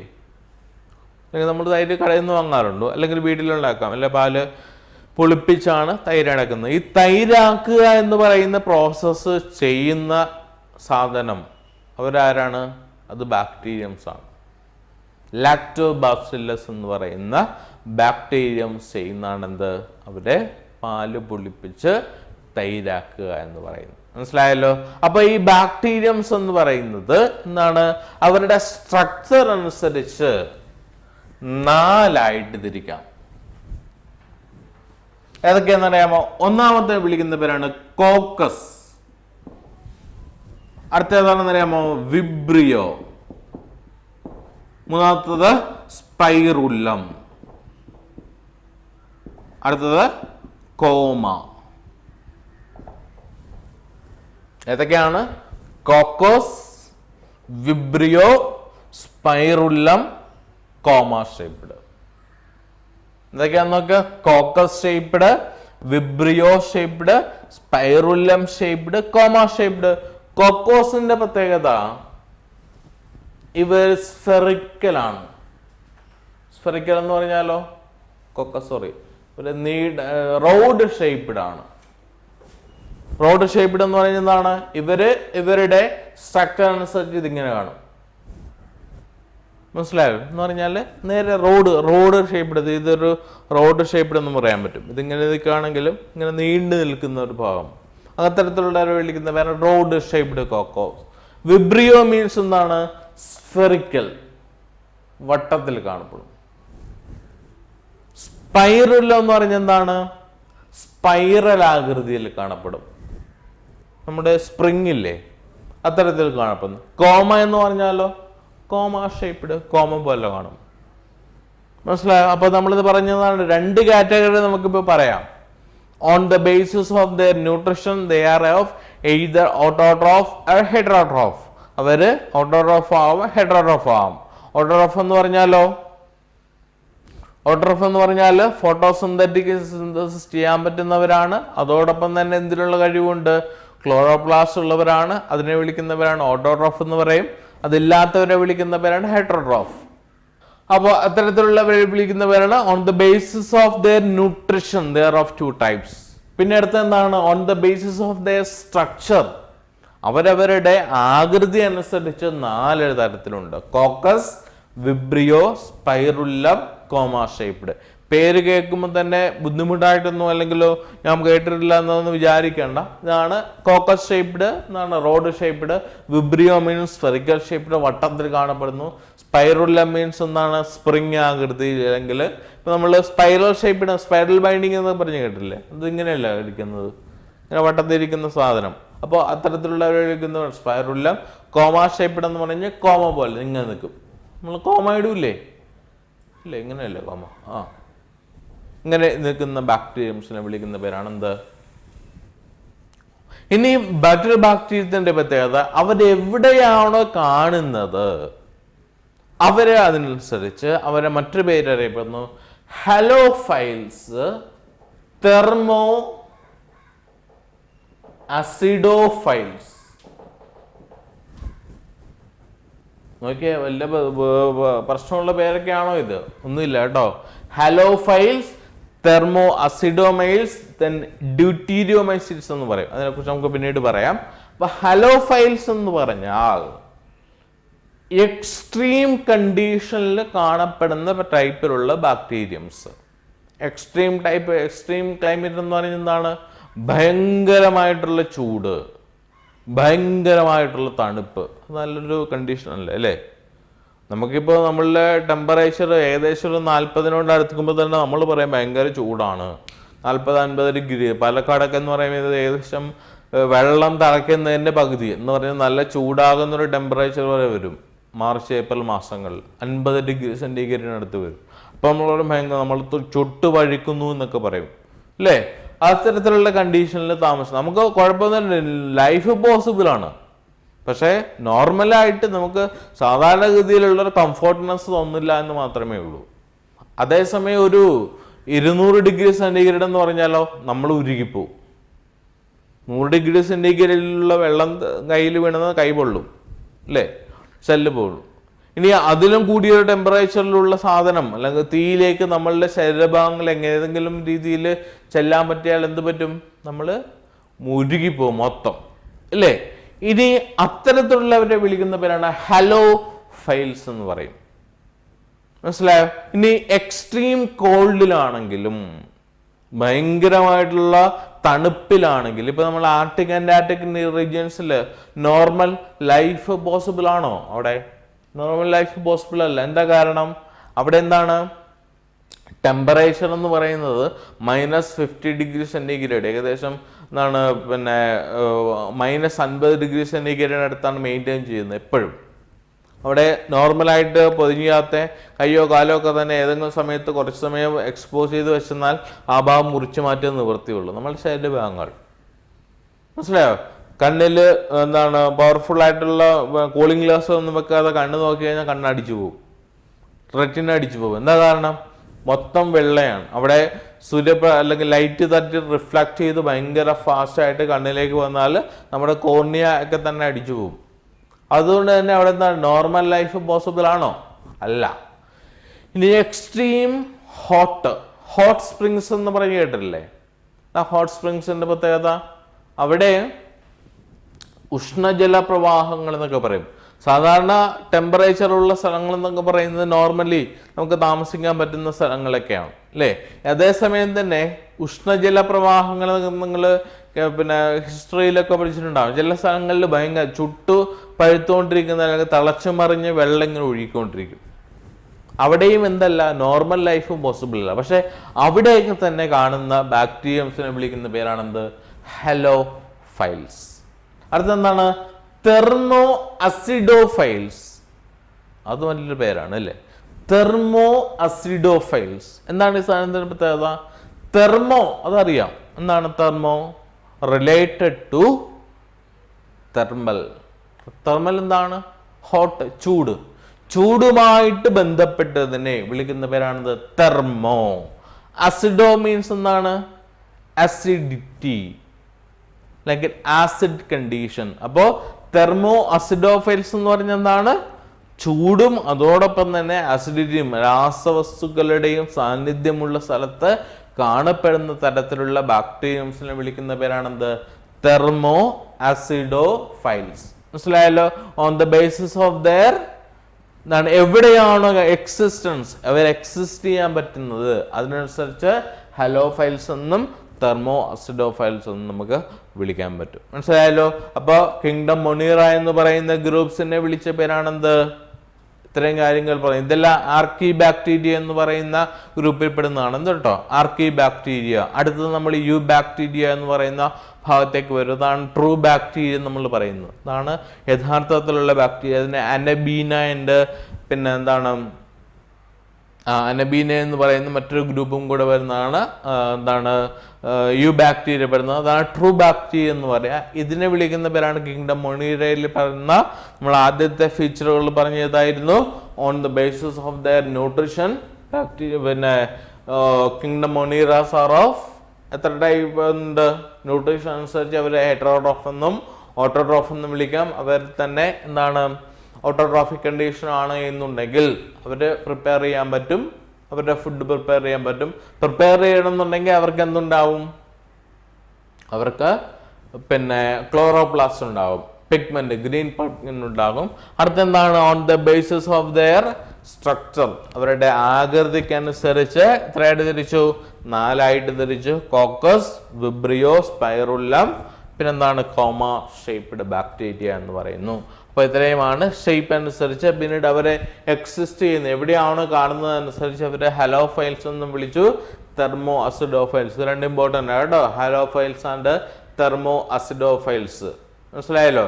ഇനി ഈ നേരത്തെ നമ്മൾ പറഞ്ഞ ന്യൂട്രീഷൻ അനുസരിച്ച് നമ്മൾ പറഞ്ഞ എന്താണ്? 2 ടൈപ്പാണ്, ഓട്ടോട്രോഫിക് മോഡ് ഓഫ് ന്യൂട്രീഷനും ഹെറ്ററോട്രോഫിക് മോഡ് ഓഫ് ന്യൂട്രീഷനും. പിന്നെ ഓട്ടോട്രോഫിനെ തന്നെ നമുക്ക് വീണ്ടും 2ആയിട്ട് തിരിക്കാം. മനസ്സിലായല്ലോ? ഓട്ടോട്രോഫിക് എന്ന് പറഞ്ഞാൽ സ്വയം ആഹാരം നിർമ്മിക്കുന്നവരെ വിളിക്കുന്ന ഓട്ടോട്രോഫിക്. രണ്ടാമത്തെ ഗ്രൂപ്പിനെ വിളിക്കുന്ന പേരെന്ന് അറിയാമോ? കീമോസിന്തറ്റിക് ഓട്ടോട്രോഫിക് എന്ന് പറയും. കീമോസിന്തറ്റിക്. എന്താ കീമോസിന്തറ്റിക് എന്ന് പറഞ്ഞാൽ? കീമോസിന്തറ്റിക് ഓട്ടോട്രോഫ് എന്ന് പറഞ്ഞാൽ കെമിക്കൽ സബ്സ്റ്റൻസിൽ നിന്ന്, നോർമൽ ആയിട്ടുള്ള ഒരു കണ്ടീഷനിൽ നിന്നല്ല, അബ്നോർമൽ ആയിട്ടുള്ള അറ്റ്മോസ്ഫിയർ ആണെങ്കിൽ പോലും അവിടെ നിന്ന് സർവൈവ് ചെയ്യാൻ പറ്റുന്ന ടൈപ്പിലുള്ള ബാക്ടീരിയംസ്. ഇപ്പോൾ ഫുഡ് പോയിസണസ് ഉണ്ടാക്കുന്ന ബാക്ടീരിയംസ് ഇല്ല, ഫുഡ് പോയിസൺ. എന്താ ഫുഡ് പോയിസൺ എന്ന് പറഞ്ഞാൽ? ഫുഡ് പോയിസൺ എന്താണ്? കേടായിട്ടുള്ള ആഹാരമൊക്കെ കഴിച്ചു കഴിയുമ്പോൾ നമുക്ക് ചില പ്രശ്നങ്ങളുണ്ടാകും. ഈ കേടായിട്ടുള്ള ആഹാരം കഴിച്ച് പ്രശ്നങ്ങൾ ഉണ്ടാക്കുന്നത്, മാരകമായിട്ടുള്ള പ്രശ്നങ്ങൾ ഉണ്ടാക്കുന്ന ചില കണ്ടീഷൻസ് ഉണ്ട്. ചില പിക്കിൾസ്, നമ്മൾ അച്ചാറുകളൊക്കെ വാങ്ങി കഴിക്കുന്ന സമയത്ത് നോർമലി ഈ പിക്കിൾസ് അല്ലെങ്കിൽ ഇപ്പോൾ ലേസ് വാങ്ങുന്ന സമയത്ത് നല്ല അത് ബ്ലഫി ആയിരിക്കും, ഇല്ല ഭയങ്കര ഇങ്ങനെ വീർത്ത് കെട്ടിയിരിക്കാൻ, അത് കുറച്ചേ കാണുകയുള്ളൂ. എങ്കിലും ആ ഒരു കവറെന്ന് പറഞ്ഞാൽ നല്ല ബ്ലഫി ആയിട്ട് ഇങ്ങനെ വീർത്ത് നിൽക്കും. അതിൻ്റെ ഉള്ളിലൊരു ഗ്യാസ് ഉണ്ട് അല്ലേ? ആ ഗ്യാസ് ഏതാണെന്ന് അറിയാമോ? നോർമലി ഓക്സിജൻ ആയിരുന്നോ? ഓക്സിജൻ ആണെങ്കിൽ പിറ്റേ ദിവസം കേടായി പോകും. എന്താ കാരണം? ഓക്സിജൻ എന്ന് പറയുന്ന ബാക്ടീരിയ, ആ ഒരു ഗ്യാസ് നോർമൽ ലൈഫിൽ നോർമലായിട്ട് ബാക്ടീരിയംസിൻ്റെയോ അല്ലെങ്കിൽ അതുപോലെയുള്ള ജീവികളുടെയോ ഗ്രോത്തിനെ പ്രൊമോട്ട് ചെയ്യുന്നവരാണ്. എന്താണെന്ത് ഈ പറയുന്ന എന്ത് നമ്മളുടെ ഈ പിന്നെ ഓക്സിജൻ ഗ്യാസിന്റെ പ്രത്യേകത. അതേസമയം ഓക്സിജൻ അല്ലാതെയുള്ള ഗ്യാസ്, ഏത് ഗ്യാസ്? ഇപ്പൊ നൈട്രോജൻ ആയിക്കോട്ടെ, ഹൈഡ്രജൻ ആയിക്കോട്ടെ, ഈ ഹൈഡ്രജൻ നൈട്രോജൻ എന്ന് പറയുന്ന 2 ഗ്യാസിൽ നോർമൽ ലൈഫ് പോസിബിൾ ആണോ? അല്ല. എന്താ കാരണം? ഹൈഡ്രജനിലും നൈട്രോജനിലും എന്തില്ല? അവർക്ക് നോർമലി നമുക്ക് ശ്വസിക്കാൻ പറ്റുന്ന, നമ്മുടെ ശരീരത്തിൽ എന്തെങ്കിലും മാറ്റം വരുത്താൻ പറ്റുന്ന ഒന്നുമില്ല. അതുകൊണ്ട് തന്നെ ഫുഡ് പ്രിപ്പയർ ചെയ്യുന്ന, നമ്മൾ പ്രോസസ് ചെയ്യുന്ന സമയത്ത് പാക്കറ്റഡ് ഫുഡിലൊക്കെ ആണെങ്കിൽ ഓക്സിജൻ ഗ്യാസ് റിമൂവ് ചെയ്യും. എന്നിട്ട് അതിലേക്ക് എന്ത് കൊടുക്കും? നൈട്രോജൻ കൊടുക്കും. അപ്പോൾ അത് നൈട്രോജൻ ഗ്യാസ് ആണ് നമ്മൾ നേരത്തെ പറഞ്ഞ എന്ത് ലൈസിലുള്ളത്. ലൈസില്ല പാക്കറ്റിൽ നമ്മൾ കട്ട് ചെയ്ത് കഴിയുമ്പോൾ അതിൻ്റെ കട്ട് ചെയ്ത് അല്ലെങ്കിൽ എന്തെങ്കിലും ഗ്യാപ്പ് ഉണ്ടായി കഴിഞ്ഞാൽ സാധനം കേടായി പോകും. എന്താ കാരണം? ഗ്യാപ്പിലൂടെ നൈട്രോജൻ പുറത്തേക്ക് പോയി ഓക്സിജൻ കയറും, അല്ലെങ്കിൽ ഓക്സിജൻ മിക്സ് ആകും. ആ മിക്സ് ആകുന്ന സമയത്ത് കേടാവും. അപ്പോൾ ഈ നോർമലായിട്ട് കീമോസിന്തറ്റിക് എന്ന് പറഞ്ഞാൽ എന്താണ്? കെമിക്കൽ സബ്സ്റ്റൻസിൽ നിന്ന് എന്ത് ചെയ്യുന്നുണ്ട്? അവരുടെ ഫുഡ് പ്രിപ്പയർ ചെയ്യാൻ പറ്റുന്നു. മനസ്സിലായോ? ഇപ്പോൾ നമ്മളുടെ അവിടെ എന്താണ് ചാണകമില്ലേ, ചാണകത്തിൽ നിന്ന് മെത്തനോജൻസ് എന്ന് പറയുന്ന ഒരു ടൈപ്പ് ബാക്ടീരിയംസ്, മെത്തനോജൻസ് മീഥൈൻ ഗ്യാസ് ഉണ്ടാക്കുന്നതാണ്. മീഥൈൻ ഗ്യാസ് എന്ന് പറയുന്നത് നമ്മൾ ഈ CNG പോലെ കംപ്രസ്ഡ് നാച്ചുറൽ ഗ്യാസോ അല്ലെങ്കിൽ LPG പോലെയൊക്കെ നമുക്ക് ഉപയോഗിക്കാൻ പറ്റും. പശുക്കളൊക്കെ കൂടുതൽ വളർത്തുന്ന സ്ഥലങ്ങളിലുള്ള അല്ലെങ്കിൽ അവിടെയുള്ള ആൾക്കാർ എന്ത് ചെയ്യുന്നത്, പശുവിനെ വളർത്തുന്ന എന്താണ് ഈ തൊഴുത്തിൽ നിന്ന് ചാണകം വന്നിട്ട് ഒരു വേറെ ടാങ്കിലേക്ക് വന്നിട്ട് ടാങ്കിൽ വെള്ളവുമായിട്ട് മിക്സ് ചെയ്തിട്ടുള്ളൊരു ഒരു മിക്സറാക്കും. അതിൽ നിന്ന് എന്താണ് ഒരു ഗ്യാസ് പ്രിപ്പയർ ചെയ്യും. അതിനെ അതൊരു ബാക്ടീരിയത്തിന്റെ ഗ്രോത്ത് ആണ്. എന്താണ് മീഥൈൻ ഗ്യാസ് പ്രൊഡ്യൂസ് ചെയ്യും. എവിടെ നിന്നാണ്? കൗഡങ്ങിൽ നിന്ന്, ചാണകത്തിൽ നിന്ന്. അപ്പൊ അത്തരത്തിലുള്ള ബാക്ടീരിയത്തിനെ വിളിക്കുന്ന പേരാണ് മെത്തനോജൻസ് എന്ന് പറയും. മനസ്സിലായോ? Methanogens methane gas produce. അപ്പൊ അവിടെയും മീഥൈൻ ഗ്യാസ് പ്രൊഡ്യൂസ് ചെയ്യാൻ പറ്റുന്നത് ഇതെല്ലാം തന്നെ എന്താണ് ഹ്യൂമൻ വെൽഫെയറിന് വേണ്ടിയിട്ട് അല്ലെങ്കിൽ മനുഷ്യന്റെ ആവശ്യത്തിന് വേണ്ടിയിട്ട് നമുക്ക് ഉപയോഗിക്കാൻ പറ്റുന്ന ബാക്ടീരിയംസ് ആണ്. മനസ്സിലായോ? അപ്പോൾ ഇത്തരത്തിലുള്ള ബാക്ടീരിയംസിനെ അതിനെ ആ ഒരു ടൈപ്പിലുള്ള ഇവിടെ മൂന്നാമത്തെ ടൈപ്പിൽ വരുത്താൻ പറ്റുന്നതാണ് ഇത് ഹലോഫൈൽസ്, തെർമോസിഡോഫൈൽസ്, പിന്നെ മെത്തനോജൻസ് എന്നും പറയാൻ പറ്റും. എന്ന് പറഞ്ഞാൽ എന്താ ഹലോഫൈൽസ് എന്ന് പറഞ്ഞാൽ എക്സ്ട്രീം ആയിട്ടുള്ള കണ്ടീഷൻ എന്ന് പറഞ്ഞാലോ ഭയങ്കര ചൂടാകാം അല്ലെങ്കിൽ ഭയങ്കര തണുപ്പാകാം. അവിടെ സർവൈവ് ചെയ്യുന്ന ബാക്ടീരിയംസിനെ വിളിക്കുന്ന പേരാണ് ഹലോഫൈൽസ് എന്ന് പറയുന്നു. തെർമോ അസിഡോഫൈൽസ് എന്ന് പറയുന്നത് എന്താണ് ചൂട് കൂടുതലുള്ള അസിഡിക് കണ്ടീഷനിലുള്ള സ്ഥലങ്ങളിൽ സർവൈവ് ചെയ്യുന്ന ബാക്ടീരിയംസിനെ വിളിക്കുന്ന പേരാണ് എന്ത് തെർമോ അസിഡോഫൈൽസ് എന്ന് പറയും. പിന്നെ കീമോസിന്തറ്റിക് ബാക്ടീരിയംസ് എന്ന് പറയുന്നത് എന്താണ് കെമിക്കൽ സബ്സ്റ്റൻസിൽ നിന്ന് അവരുടെ ഫുഡ് പ്രിപ്പയർ ചെയ്യുന്ന അല്ലെങ്കിൽ ന്യൂട്രീഷൻ കണ്ടെത്തുന്നതിനെ വിളിക്കുന്ന പേരാണ് എന്ത് കീമോസിന്തറ്റിക് ഓട്ടോട്രോഫ് എന്ന് പറയും. മനസ്സിലായല്ലോ? ഓക്കെ, അപ്പോൾ ഇന്ന് നമ്മൾ പറഞ്ഞ കാര്യങ്ങൾ നോട്ട് ഞാൻ അടുത്ത ദിവസം തന്നെ സെൻഡ് ചെയ്തേക്കാം കേട്ടോ, സാറിന് കൊടുത്തേക്കാം, സാറ് സെൻഡ് ചെയ്യുമല്ലോ.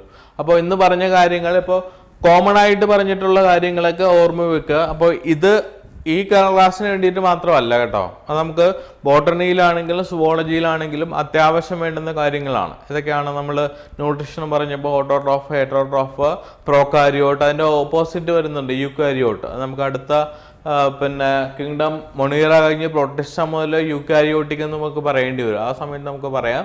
അപ്പോൾ ഇതുപോലുള്ള കാര്യങ്ങൾ ഓർത്ത് വെക്കുക.